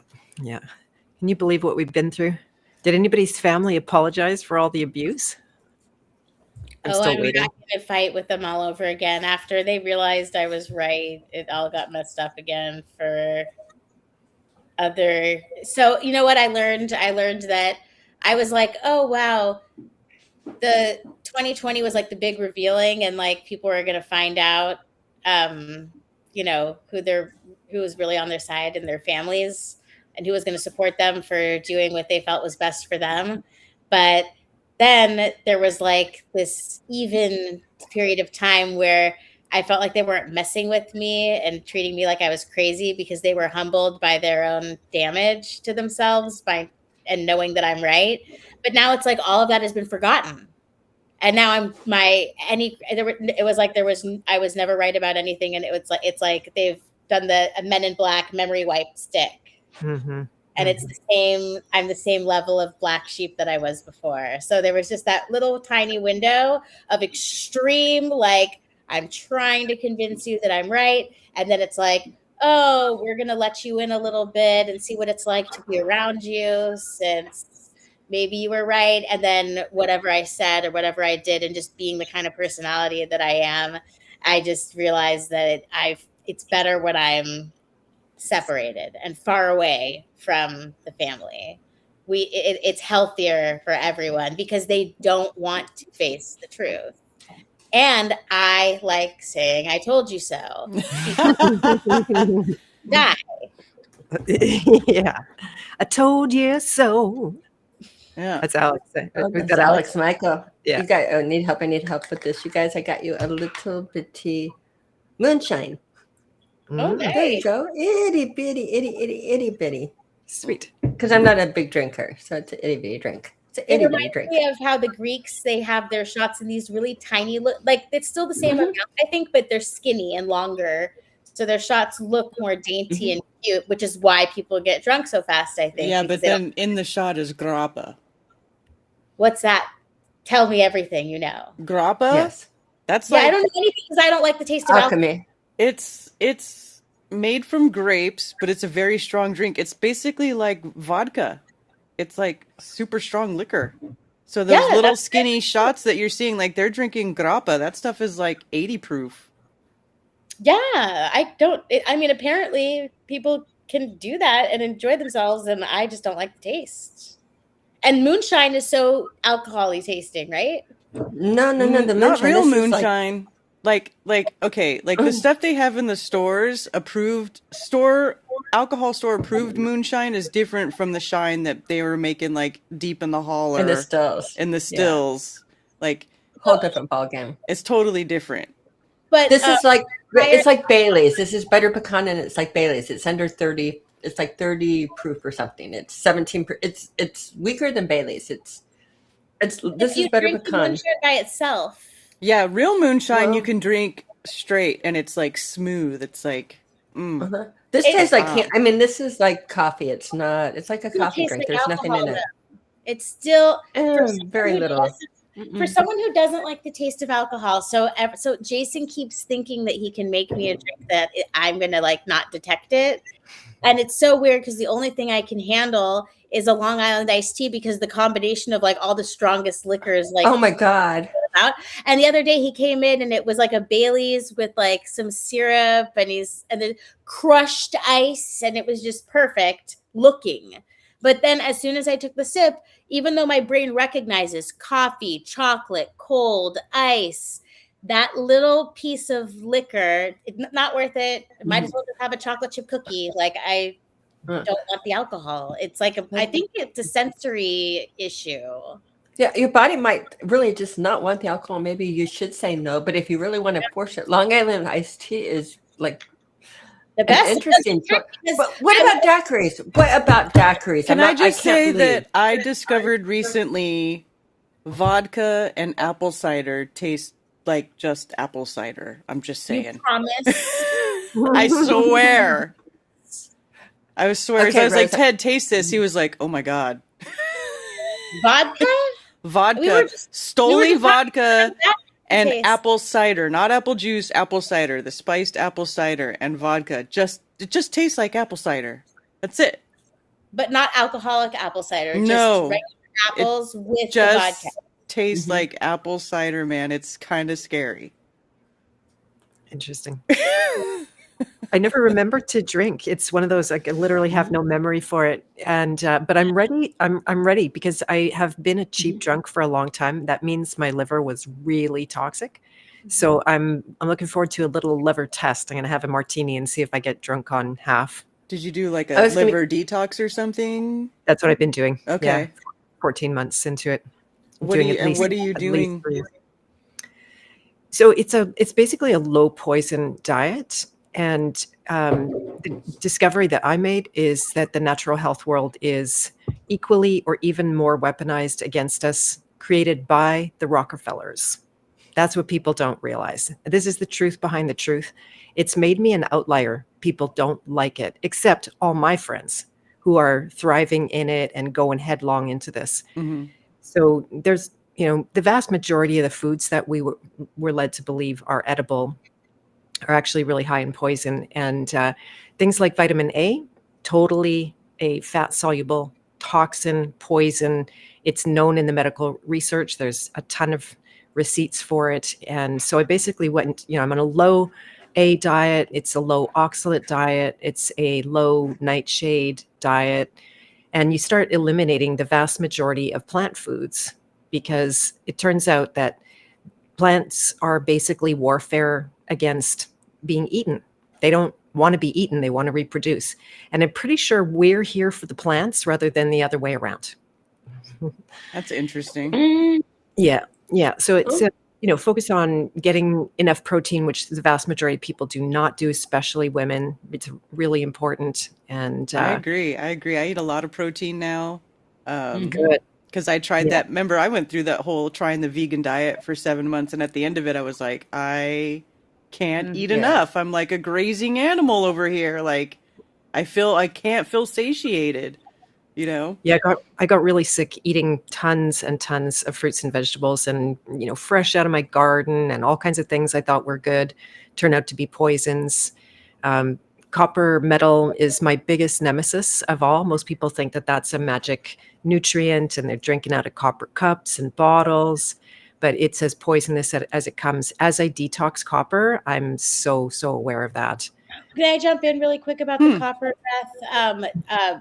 This is what I would say, if we were just chatting, that I would, before I tell someone to throw away whatever copper pan they've been using, if they don't have symptoms, if they're concerned because of this information, then they can take a hair test and find out if they're copper dominant or if they have too much, because there's the copper the copper zinc, the copper zinc ratio. Some people actually do have too much zinc, but there's a whole war on zinc, and most people do need zinc. Yeah, zinc is tricky because it stirs copper. It is a copper antagonist. It's a copper antagonist. That's why if people take a hair test, they'll know if there's a problem and they need to stay away from one or the other. Right. Don't you think, though? Don't you think that with the copper and that maybe that is like your reaction with copper, and maybe it's not everybody's? Nope, it's a poison. If you need receipts, I do think things are a poison, but I do it. That's a mineral. Yeah, like if you're pointing towards poisoning the dose, the poison makes the dose, then that's a total fallacy, absolute fallacy. Okay, so my level of the copper that I'll allow into my body is in the form of avocado, basically. Like I will pick foods that, like, for example, I used to actually be proud of myself because of all the bell peppers I ate. And then I learned about nightshades, and I'm like, okay, I'm going to decrease my with nightshades. So the way I'm handling this information right now, Beth, because all of these studies are coming out, is that knowing that everyone's a bio individual, you just have to take your diet and just what's the word for it? It's like guesswork. You have to be willing to make mistakes, and you find out what works for you. Yeah, detective work. Yeah. Right. You actually have to study your own system, and it's not a one and done either, because we're constantly changing. As you detox, you need less of things that you needed more, like to detox the copper, you need a lot of zinc. So your zinc needs over time may actually go down. Yeah. Right. So that's why so if you're eating a small amount of everything and focusing on food diversity and staying seasonal, then you're more likely to get the nutrients that you need and not too much of the ones that are out there, like the oxalates that might be found in some kind of greens. I'm just practically speaking, I mean, it's very hard to change your diet if you don't feel negative symptoms and you don't have a reason to. People have to be pushed to the brink of death before they will start to look at their diet changing, right? Yeah, that's why I'll never take health advice from a young person again. Because they feel good no matter what kind of bullshit they do to themselves. Exactly. Oh, that's so That's true. true, That's yeah. so funny. So true. That's like So- the winning statement for the evening, Beth. I think you just won the internet tonight. No, So Yeah. also, does any of this does your blood type come into play with any of this, or did you look at that for as far as diet goes or anything like that? No, that's it's not relevant, unfortunately, that for all the hype on the blood type stuff. I knew that 25 years ago when I brought it to my naturopath, but he didn't know all the truth either by any stretch of the imagination. I still have yet to know my blood type. Strangely, I've had, I don't know, I feel like 1,000 blood tests. Yeah. And yeah, they're always taking my blood when I had the big C. And Can't tell you anything. I asked them, hey, like, are you noticing anything about my condition? Oh, they're like, oh, your cancer doesn't show up in blood tests. And I'm like, get away from me, you vampire. What Oh are my I was God. so mad that they would take all this blood and you have to make it back. It can actually be detoxing in a strange way to like that is a tool for people who have too much iron in their blood and high ferritin. As a result, they donate blood in order to get rid of poison. I don't show high ferritin, so I don't have a desire to do that. But I have a girlfriend. She had bilateral knee pain, and she went for this to give blood, and the knee pain immediately went away.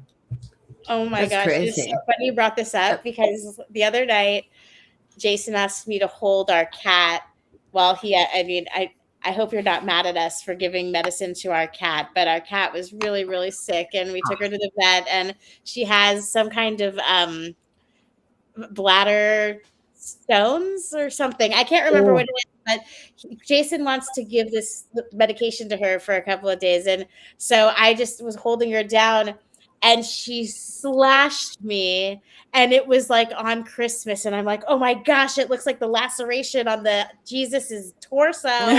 Oh no. Happening on Christmas, should I just be like grateful that I wasn't crucified and it's just a cat laceration on my thigh? And I'm like thinking like, oh my gosh, is my femoral artery? And the way that the blood seeps when you're like, stop holding pressure, and you're like, okay, is the blood stopping? And then the little droplets start falling from it, and you're like, no, it's not coagulated yet. So I was just like hyperventilating and having a panic attack. So I thought to myself, I'm going to pretend that I'm, a pilgrim from the 1600s and that I want to do this and I'm bloodletting. That's how I changed my perspective to be like, I'm just going to pretend that I chose this and that it's somehow going to give some kind of healing effect other than the parasites in the claws of my bladder-stained cat. Oh boy. Yeah, I went through that. I threw the door open to one of my little kitties, and there turned out to be a great big dog walking by at that point. And she rebounded and landed on my chest, all claws, and she just ripped the shit right out of me. It's very traumatic, actually. When you say laceration, I know. Freddy Krueger. Yeah. Like Yeah. the three. Yeah. Yeah, No, I only got one, but it's so long and I think there might be a scar, but it'll be a symbol of my sacrifice for her.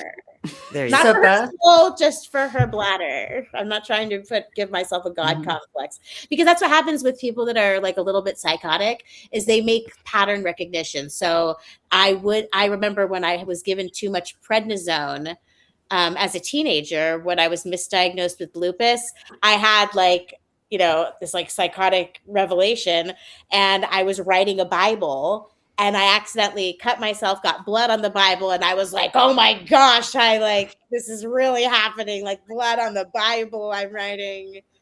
So metal. Wow. That's And then I tried to start a political group as well. I tried to do like everything all at once, because that's what happens when you're manic, right? And that's what the prednisone did. It's a steroid. And it doesn't just inflate your brain. It makes you look cushingoid. If no one's ever heard that word, you've got to look up what it means when you're cushingoid and you look like you're blowing up like a balloon, like the blueberry girl from Willy Wonka, right, Beth? Have you seen it before? No. cushion like CUSH.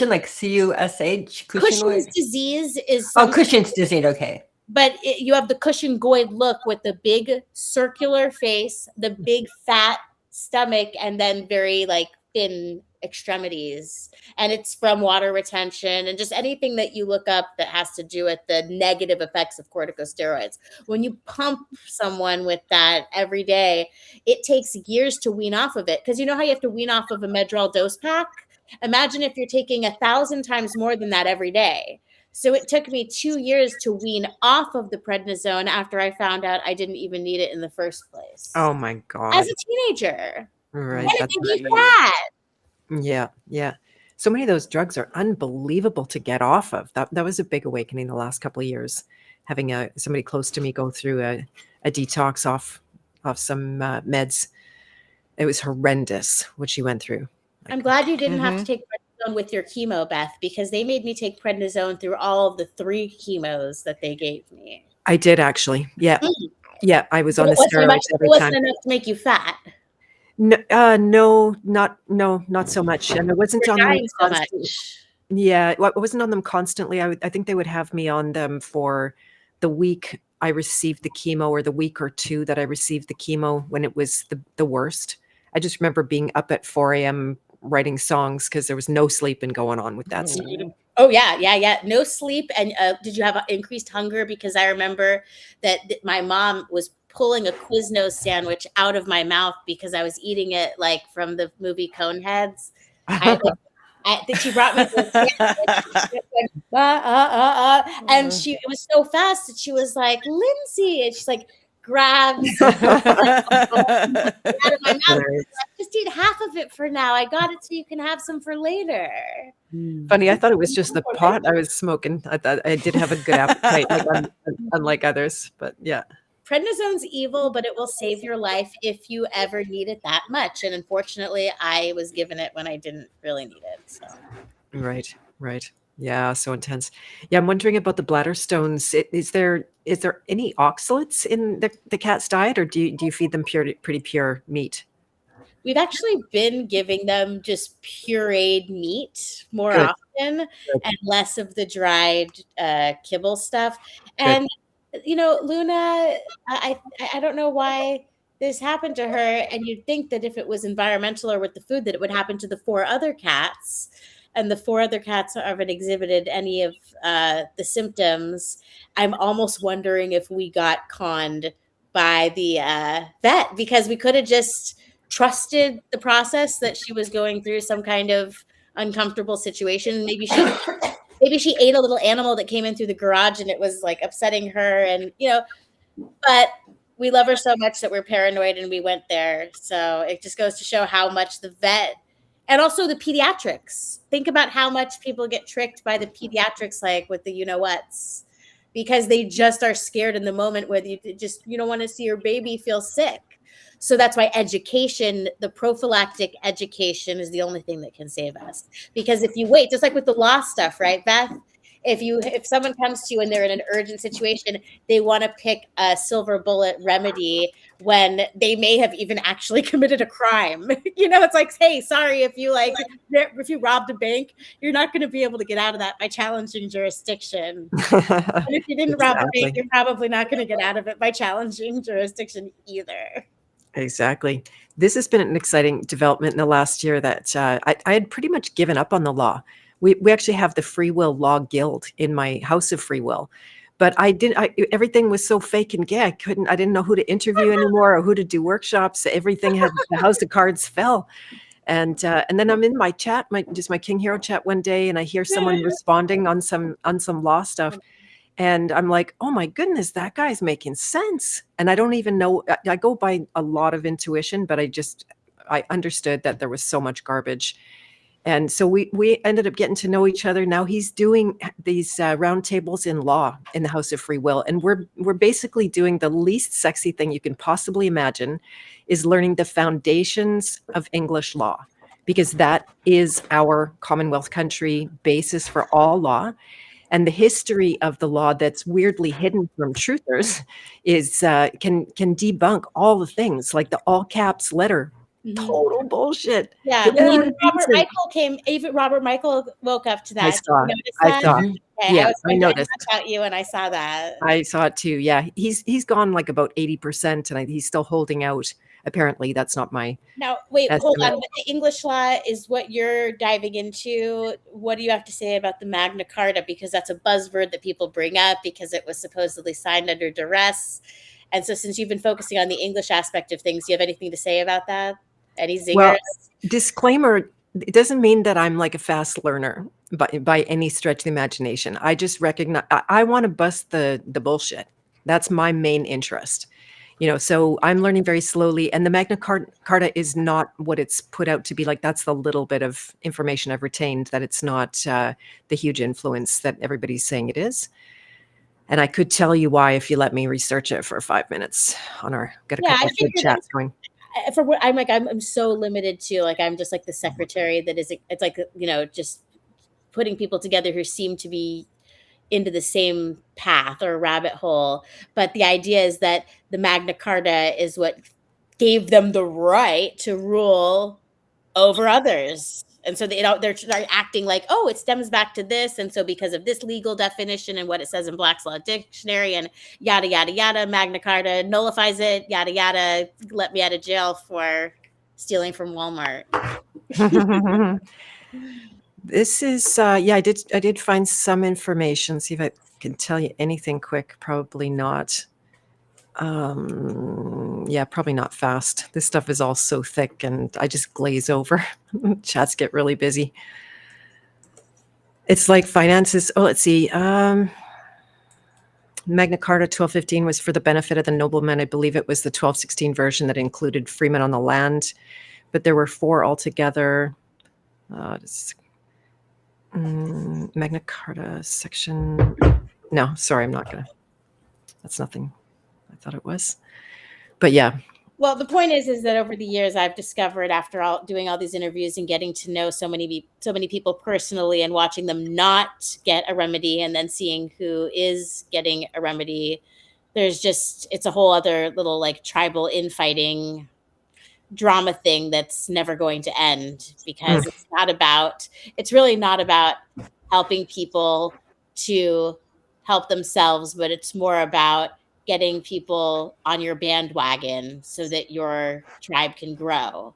And then you feel like you're doing something and that you're on this crusade because you have all these followers, but really you're just in some kind of like constant net throwing recruiting process with no end in sight, and under the guise of we're all learning together from our mistakes. Yeah, it's dangerous. I watched it. I watched the actual courtrooms, because you can check into all of the actual courtrooms live now. You've been able to since COVID. You can, again, pull up different, you can even do it in Canada, different things. You have lawyers that cover it too. And the thing with that, Rose, and the gatherings and that, and with your all caps and your common law and that, the getting people to follow it and gang and do the things, you have a lot of people that are in jail needlessly, stupid, like the traveling and things. We can get into long conversations with it on whether or not you should be able to travel and drive without a license, but you're like in the States and they will arrest you, they will put you in jail. And we have people that will play the sovereign and sit in jail, and they're doing it with like 75-year-old ladies or whatever who have never been in jail and who are just trying to walk it and do all the notes. There are victims to it. I mean, it's you have to see how things is. You have to see how it works in reality and how they want it to work and how it works in reality. If they want to see how it works, have them see how it works in the courtroom.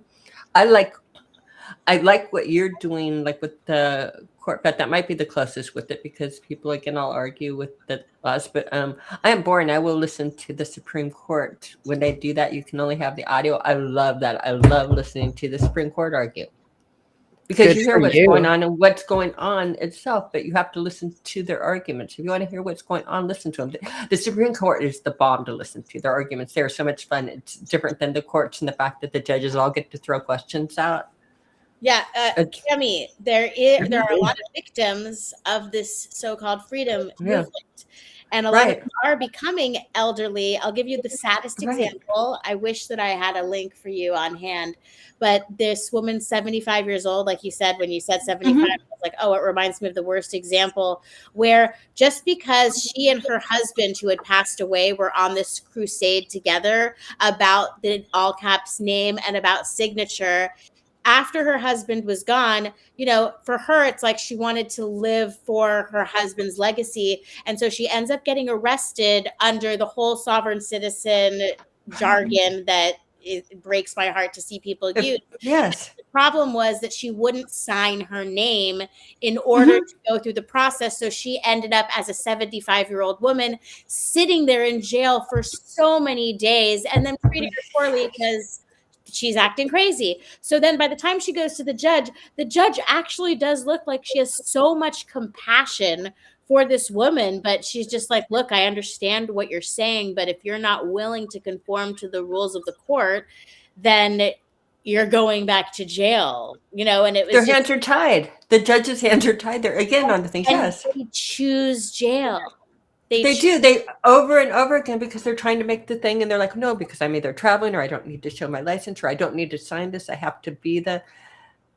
And it's like, for what? For what?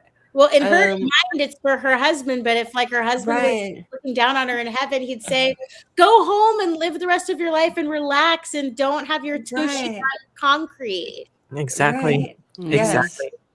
Yes. Yeah, here's one of the things. I never know if Beth, if your face is agreeing with me or not. That's funny. When I went to an Acapulco on the way, I've been used to kind of balking the system. So I had a thing of oatmeal because I don't like airport food, and they fought with me. I said, it's medicinal. And they're like, oh, okay, you can go right through with this thing. And then, so I get to the cameras and I had been refusing all facial recognition. So we're entering into the US here in Winnipeg. So I'm like, oh, I'm going to opt out of the facial recognition camera. And he goes, oh, you can come with me then. So they take me off into a kind of detention space. The guy yells at me for about 20 minutes. They fingerprinted me and said I would not be traveling otherwise. And it was really aggressive. And he revealed after that he didn't have to do that, but it was like super evil. And coming home, it was the same thing. When I tried to enter into the US from Mexico in the airport, I said, oh, I'll just be opting out. And then he's like, you can just go sit over there. Then I said, are you forcing me? He said, yes. I'm like, okay, well, if you're forcing me, then I'm just going to do it. Because or you can go, honey, I'm sorry, but Beth, I don't believe that you're off. I'm sorry. In my thing, I don't believe that you're opting out at all. I just have to laugh at you. To me, it's like the people that are, and I don't mean to be mean, it's like the people doing the incognito. They don't need your permission to do the AI stuff on you. They can put it in. And to me, when you're doing your little thing at the airport and your thing, you're just making yourself, hey, look at me. I'm up to something. Hey, like, you're opting out. To me is just drawing attention to you, and they don't need your permission to do the AI. In fact, you're just flagging yourself. You're the same with people going, oh, I'm going to do the incognito before I go to the porn at work or whatever. And I can't believe how many people's computers I've cleaned up, to do the stop from the pop-up, because it doesn't care that you're in the incognito. It's going to like pop up shit on you anyway, people. You're just flagging yourself. I'm not trying to hide. I like finding the things that I don't have to do. That gives me joy. Okay. When they say, it gives you joy. That's good. Yeah. When they pretend you have to, and then it turns out you don't have to, then I like exercising that choice. Oh, I do. I get. I like saying no. I love just saying no. Yeah. It's just like, don't I have to do here? Okay. Like we used to coming into Canada on an international flight. We have these what I call retina scanners, but I'm pretty sure that's not it. It just flashes at you like, I don't know, 8 to 10 times and takes your picture, and it's whatever. And so I just started saying that those cameras, I think the last times I don't even say anything. I just said, I prefer not to use those cameras. And every time they send me to the front of the line, I go talk to the guy. He just asks me questions, even though I have a flagged passport. They're, so I have incriminated myself, so to speak.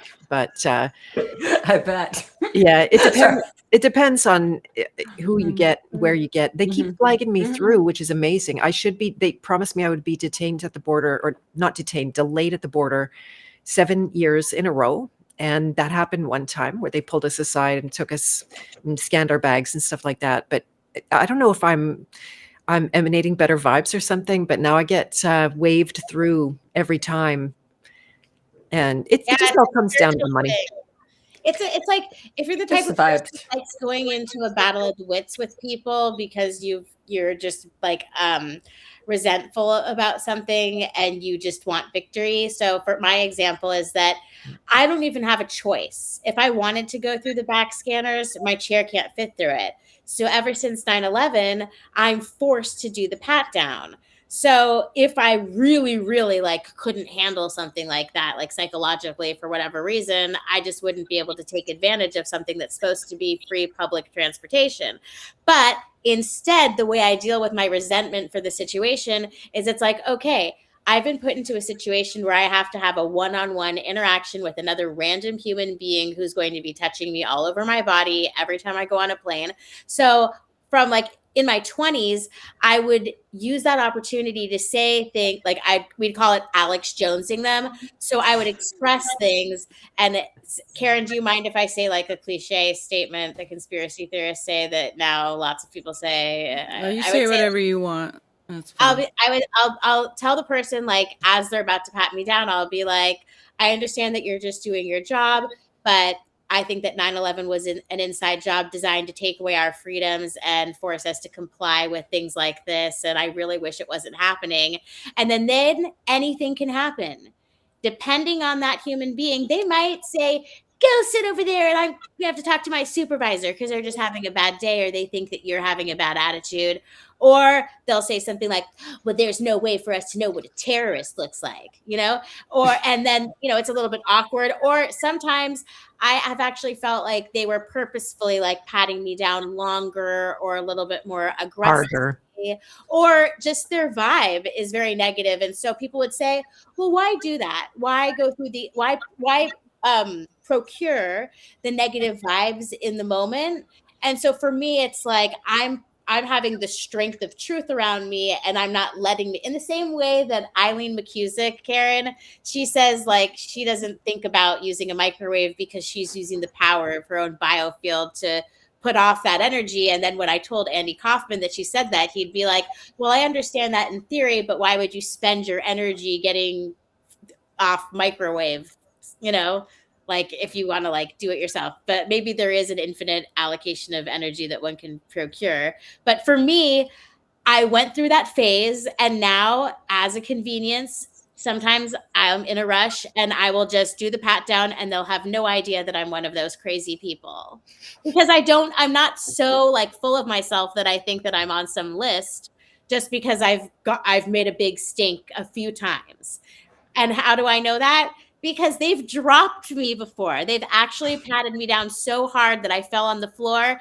And with all of the witnesses and all of the cameras, I was hoping that maybe someone would like make a phone call for me and it would like end up on the news about how screwed up it was. But there I go, thinking that someone could just sit and do nothing and have the world change. Maybe someone I would have made the video, Rose. I would have called the news station. Would you have been quick to get your phone out quick enough to film it? Actually, would have been helping you up and yelling with the phone. Thank but yeah, you. because yes, so yeah. They ran to help me. They did. Oh, they ran. I just don't think that they understood that some people actually can't walk. Wow. Yeah, I had some really aggressive pat downs by, I'm sure, lesbian women. Oh, yes, I didn't want to say. Not that there's any. I mean, I just want to say. Yeah. I think I had an MTF pat me down. What is that? Male to female. Oh shoot! Oh, that's gross. And when I was young, I would say, I'm in a rush. Just I don't have to wait for a female assist. Just bring a guy over. I don't care if a guy, pats me down. And they're like, no. And then like in 2021, when everyone has the mask, I see like the drag makeup and I'm like, I think this is a man patting me down. Holy moly. Oh, that's gross. Yeah, no, Oh I my actually gosh. complained. This I laugh. complained about this one woman. It was, like right up the inside of the leg, kaboom. And I'm like, what the fuck was that? Don't hit me there. Come How on. have I traveled so much and missed all of this? I mean, literally, I have traveled a lot, and I have not. I haven't had the inner thigh pat. I just haven't had to do that. So thank you. And I'm sorry, but that's crazy. Yeah, it's a fine line. Yeah, personally, when I have opportunities to make a message of some kind with some reason, not like sacrificing myself and making it really stupid. If I knew what was going to happen, if I knew I was going to get fingerprinted, I would have just gone in that camera because that was like insane. It was traumatic. Definitely started off on the wrong foot on that trip. So I'm maybe getting smarter. They showed you, didn't they? They really did. They got a hammer out. It was just when that whole tariff war had started too, and they were trying to manufacture the animosity between Canadians and Americans. And I wondered if that wasn't their little, because I had known Americans to always treat me better than Canadians, oddly enough, even though we're known for being nice. But all of a sudden, the American officials I was meeting just were not in a good mood with me at all. And I wasn't really doing that much. I was always being kind, not belligerent in any way. I will never pull out that attitude for it, but I just want to see what I don't have to do. I do know how, if you want to make it through and have all the Americans be nice to you, Beth, I do know how it's done. What you need to do figured is it out, actually. All I do now, this is more with our own government, is that because they care about the goods and the money. And so you're vague. That I made this mistake one time coming into the country. I was vague about the purchases. I said like around this, and they ended up pulling us over, going through the truck. The first thing they found was an airsoft gun that looked like a real one. Big mistake. Like I should have had that gun to my head. I definitely shouldn't have been traveling with that thing. They flipped out, acted like it was real, jumping up and down like they got a big one. And it was a bloodbath. They found a second one in the glove box, and then they took the car keys. They locked the truck. They put us in a space for a couple of hours while they yelled and screamed and argued about our fate. They could have taken the vehicle. I could have got a $10,000 fine. It turned out my insurance had expired. That wasn't in my favor. Like all kinds of little things. So I sat there and I put my work to the test. I released my ass off, literally all my fear, all my aggression, because that's what got me into trouble. When I got to the border, they said they were going to charge me for something. So, okay, fine. I go to pay for it. They quoted me one price at the window, and a second, the guy's trying to charge me more money inside. And I'm like, hey, wait a minute. He was charging me $100. Same thing. You can just go sit down. So I said to him, actually, you know what? We need to get home. I'll just pay your extortion fee and we'll be on our way. Well, then he flags the guy with the gun. Oh, no. I go pay, and they swarm me on the way out. And I'm like, hey, am I being detained? They said, no, but all your possessions are. So we Way to say extortion. Beth, I was going to recommend, instead of that long story, I was just going to recommend that you talk to Liz and learn how to talk with that delightful Scottish accent, and all the Americans would love you. And not, I mean, you made that so freaking hard. That's what I'm missing is the accents. Yeah, Liam's But that reminds me of when I traveled in 2021 without a mask. I went with a big, like, Lieutenant Dan hospital chair instead of like my cool. Oh, cool. Little. And I didn't wear shoes, and I put on socks for like what a baby would wear, like a mentally challenged person. And I just kept smiling, and I acted like I was just kind of mute and didn't really know what was going on. And nobody asked me to put a mask on, and I just kept smiling. Exactly, yeah. And they think I'm retarded because I'm smiling. Yeah, and who wants to cover that up? That's exactly how to do it. Yeah. We have been on here a while. So that's my version of the Scottish accent, is I just pretend like I'm just this, oblivious, shining light of positivity. Well, that's Stay away from you. That's but brilliant. you I love are. it. You are. Yeah. The Thank trick. you. But I was kind of finagling and manipulating with the whole kid socks and pretending like I Mhm. can't speak verbally. Well, I mean, I well, did. you were a little bit crazy. You couldn't at that moment. At that moment, you couldn't. I Yeah. would just do a lot of nodding and I like that. I like that a and they just lot. guide you through the process because you're Mhm. special. That's Well, hilarious. you are special. You are so special. Karen, Beth, you're special too. No, Special to all. what if thinking that is why I got the stroke and got in the wheelchair? I'm not special. Don't test the universe if you want to be special. Right. Exactly. Good Mhm. point. You'll end up with your nose about to fall off or something. Like with So- syphilis, like turbo syphilis from the vaccine. Because that's what would happen to them. They're in the early 1900s, their noses would fall off, and then they'd have like the Groucho Marx things where they'd wear glasses with the nose attached. Oh my God. You didn't know that? That their noses fell off? No, I didn't. Or I That's blocked it. something that syphilis does to you. Mhm. Wow. Just erodes all of the tissue here or something? How to do? Yeah, it just someone in the chat can probably give the medical thing on the fly, but They it's- had. yeah. Mhm. I mean, Wow. there's been breakthroughs, and I'm sure early detection is probably what's kept you from seeing it yourself. Mhm. My Do grandmother. you want to hear a my fun thing grandmother on had syphilis, Oh, Rose? I love to hear funny things about syphilis. Oh, well. And Karen knows this one too. Do you know like the glow in the dark little markers on watches and little things on that you used to see on all the watches when you had the analogs, like those little markers and things that would glow in the dark, the green, what is it, Karen, radium or Yeah, radium. radium?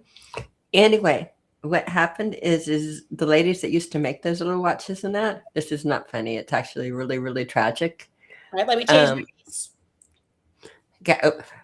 Yeah, funny was not the word on it. Anyway, they used to while they were putting the radium on there, they used to lick their paintbrushes and do this. And all of these women that were doing these little watches, their noses fell out and their mouth became disfigured. And then everybody put rumors on them that they all had syphilis. And it turns out that it was the radium on the paintbrushes when they were making that. But instead of being treated and everything, everybody was like telling them that they had syphilis. So yeah, it wasn't funny at all, but it's true. And then what they did was they went the other direction with it, because having those little markers on your watches and that is actually not going to, I'm going to disagree with you, Beth, on your dose of your poison, but having that little bit on the markers and that is not going to, in my mind, do you any harm at all. But it is going to do you harm when you dip a paintbrush and lick it 1,000 times a day, every day.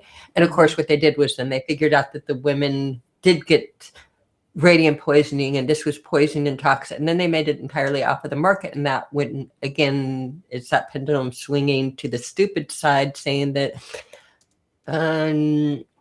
it's not going to really hurt you on the watch dials, but maybe you shouldn't dip a brush in and put it in your mouth. Two different applications. But again, it turned out that they made it like a very, again, it does, they call it poison, so they ban it. So again, things in different, I think does makes all the difference in the world. But that doesn't contradict what I was saying. So the small amount of poison is still a poison, but the large amount of poison is much more toxic.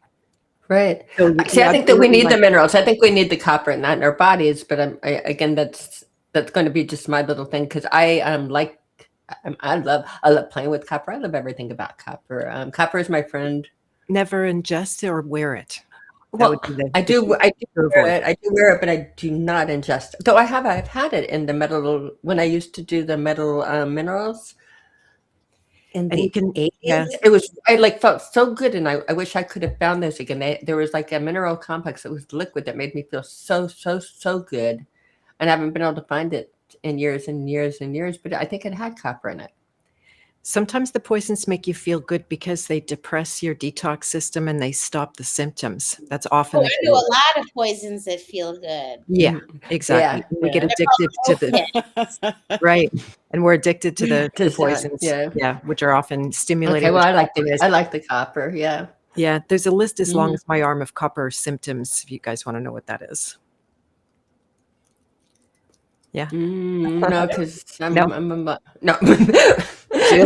Oh, that's a sign. That's a sign, Cami.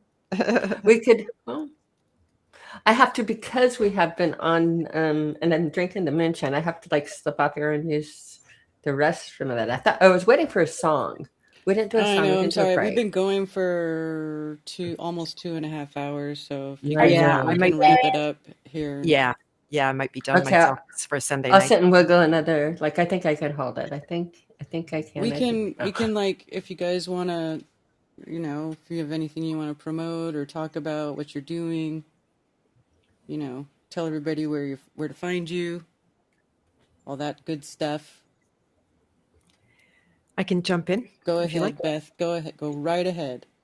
Yeah, so if I give a shameless plug for my new course called Creator Code, that is for people who are having a hard time to vision right now and want to create their life and want to find out how I pull myself into a creative place every time I fall down in my life and have a breakdown. So I'm teaching all my secrets, how I get up.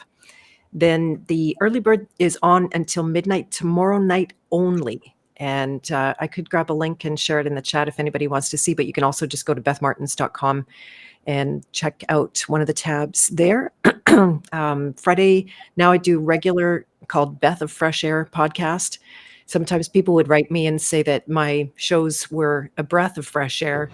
And we had a temporary show for a while. Then I lost the name. I lost the right to the name. So that's what turned it. It turned out to the best thing because our name used to be Yin on the Rocks, and it's like cute, but I'm not really. That's not really what I'm A in yin for. So, person. yeah, it was like on the rocks and the gin on the rocks kind of play. But I'm much happier with Beth of Fresh Air. It's getting a lot of mileage. People use that quite a bit. So that's every single Friday at 2 p.m. Central Time. It's really fun to have a regular podcast. I've never done anything regularly. So That's that's been nice. I like the great. name. It's a clever that. name.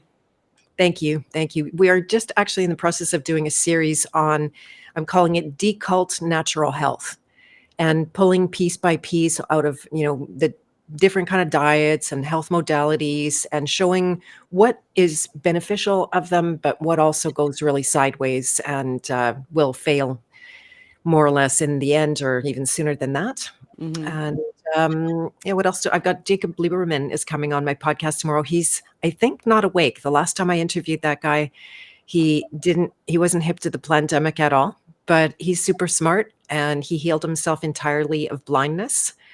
So he'll be very inspiring. I saw him on Alpha Wow. Vedic a Was while it ago. pro powder? Nope, no pro powder guy. No, he's not well, by the way. All those like red face guys.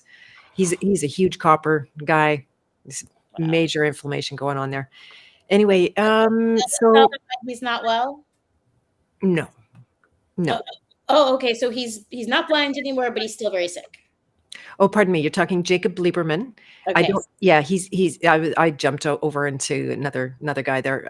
But yeah, I don't know what his health is. He actually looks pretty good. He's older. I first saw him on the Higher Side chats, and you can't look past. His books are great. I have thoroughly enjoyed it. He's one of the few authors I'll read his book more than one time.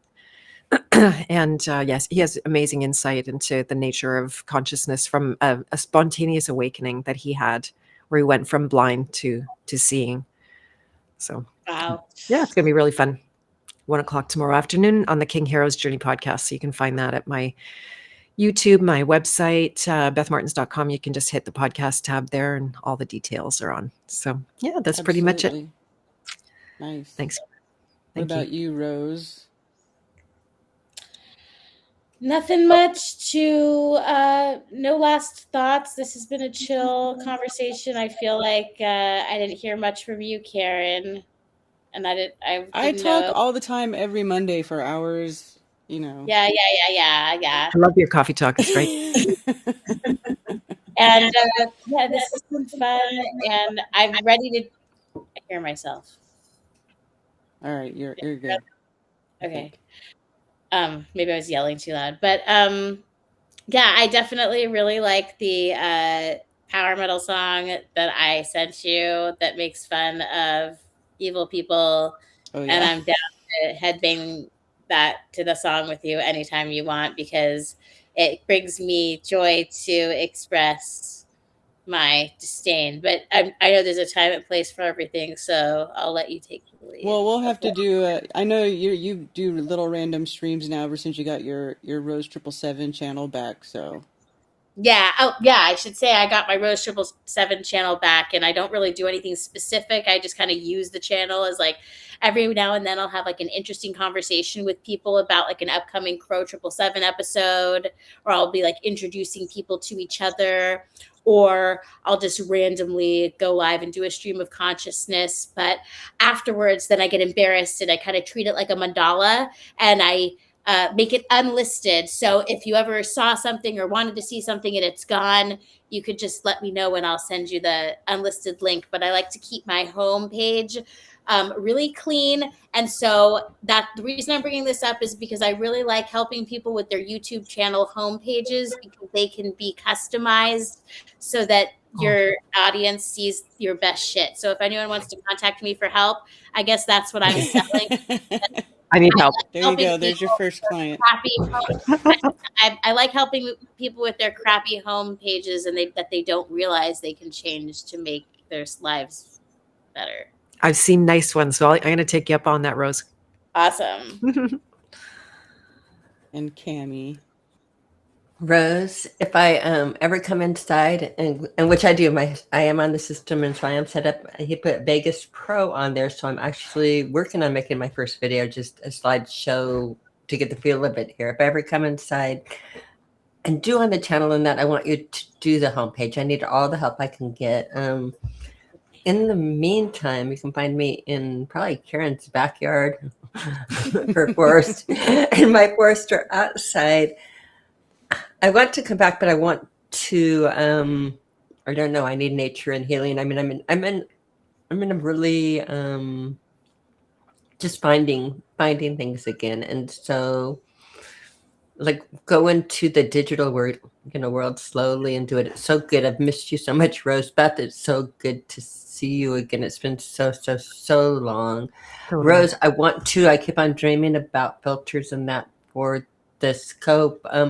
Maybe get some information to Crow, because I dream about the optics and I want to do it. We know that summertime has to come after the winter, and if summertime comes, children come, we have to pull out all the equipment, and we're accumulating such fun equipment. I mean, we got the Child's dish now, the Rubens tube, the all kinds of the crystals, gyroscopes, the whole shebang on the light and that. So all you have to do is look at how light works. No. What you need to do is whenever you're ready, contact me. We'll have a Zoom meeting with Crow. We'll plan an episode, and maybe we can make it a special video episode so that you can show visuals even. And so all you have to do, we can have a meeting where while you talk, I type out bullet points that we can pitch to him and see if he likes. We'd need help. I'd love to meet with him in person. It wouldn't have to be on there. I mean, I would love to just sit there and work optics with him, because that's the one we get on videos and do things to produce stuff. And that's what I really don't care about. I actually want to sit and do the scope work and that, which again, I could care less if it's on YouTube, which makes me not. But we need to record that so stuff so we can put it on YouTube so we can help other people understand what it is that we're talking about. Yeah. On the optics. Because I really think, I was really looking at the second sun footage and the different things. And again, the filters, and I've come up with some more filter information and that, things to look for. Yeah, and we've gotten other recommendations about different filters that we could use on the Hydrogen Alpha telescope, but we would need that lens to be specially made. And the thing about a lens for a telescope is that the glass needs to be like the perfect thickness, and it has to be so right. thin. So we have to find someone who's willing to do it, able to do it, understands why it is being done. Okay. I need to talk with you, because my problem is I've been looking like crazy for the filters we need to do, and you know what? They don't exist in reality, and the problem is they're going to be really, really expensive to make. And I wonder if we're talking about, are you working with calcite filters at all or anything like that? Because that's what I want. It's blue, like a cyanide kind of filter. Oh, that would be a good one, but I have one that would even be cooler for you. I'd like to replicate what we're doing, and I'm wondering if we can spot it out, Karen, like what we do with the calcite because again, the problem with double refraction and splitting the optics is all the filters put it together. The Polaroid filters will bring your lights back together, but the application to actually break light into two axes isn't like, it's backwards. Yeah, they don't want to do it on purpose. They're trying to make it look cohesive instead of seeing how the light is being separated. Yeah. Just to confirm, you're talking about a filter for Crow to use on his hydrogen alpha telescope that's big, and you can't zoom with that, and it's so close. Yeah. Even though Crow thinks that sometimes the second sun is behind the sun that we see, what you're referring to would be best observed when both of them are in frame at the same time, which is why I think there needs to be a tandem viewing. So if you were using a smaller Coronado telescope to get the second sun in view while Crow had his equipment out, then he could get his scope, like take it off the automatic tracking that's following the sun that we see, and put it in the direction of where we're seeing it on the Coronado. Now, what we were my thing too on it is like all of your lenses. That's what's getting me is the lens sizes on all of these. To me, it would be. I would love to have a scope this big. You know, I mean, because my filters are tiny. I mean, a lot of my filters are 22 millimeters, and 25 millimeters is a big filter in my world. Well, we're thinking a lot about how the sun is not only acting like a proverbial converter to metaphysics. Yes. And so what we were thinking is that you can describe the sun as conscious, and therefore, if it's conscious, there can be what you might call the electromagnetic frequency, an aura. So it would the signature of it, looking for is kind of like doing Carillion photography on the sun. Oh, I have another way I want to look at it, though. Again, I understand. Not necessarily the sun, but bringing random stuff. I know Karen wants to wrap it up. And I know we're wrapping it up, and then we're talking optics, which Cami and I never get to talk unless we're with you, Karen. We'll do another one though. I wanna get these going on a regular basis so we can keep, you know, the sausage fest is just out of control. So we need to keep doing these on a regular basis so we can curb that. Huh? Yeah. You like sausages? Yes, I'm turning off my camera. I need a sausage right now. I like sausages too, but sometimes tacos are better.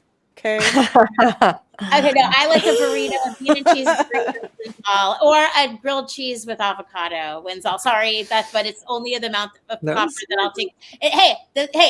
End note. The phrase "pick your poison" because we're living in a toxic world and you got to dissect. Yeah, it's not a moral thing.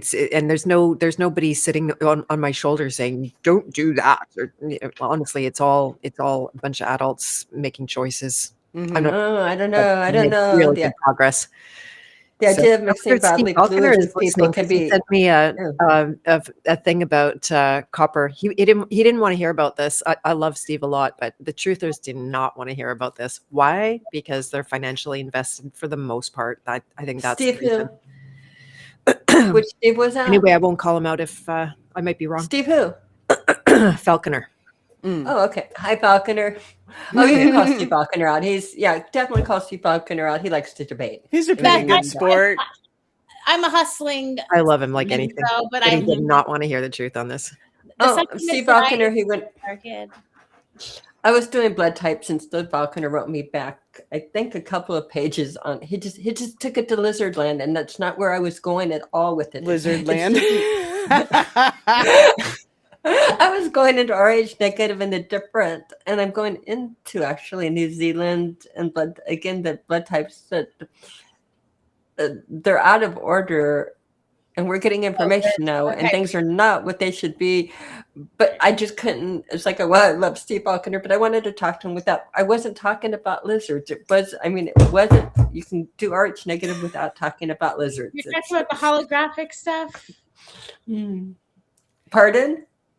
Okay. I don't want to get into about the blood, or we'll never end the stream. Yeah, we need to. We have to. Yeah, we need to go. We need to go. All right. Okay. Thank you, ladies. I think magnesium is good, and now I'll shut up. Magnesium chloride. Is good, and don't believe the crap going around. Yeah. Anyway, thank you so much, Karen, and really great to see you, Rose. Yeah, and it was great to see you too. Thank you for joining us. Thank you, Rose. Thank you, Cami. Thank you, Beth. Thank you, ladies, for helping me bring back the Bitches Brew.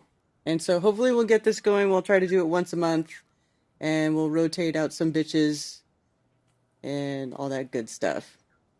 Yeah. Oh, that's fun. Right on. Anyway, Sounds great. It's great. Great to see you guys again. And we'll talk soon. Lots of love. Bye bye. All right, you Happy guys.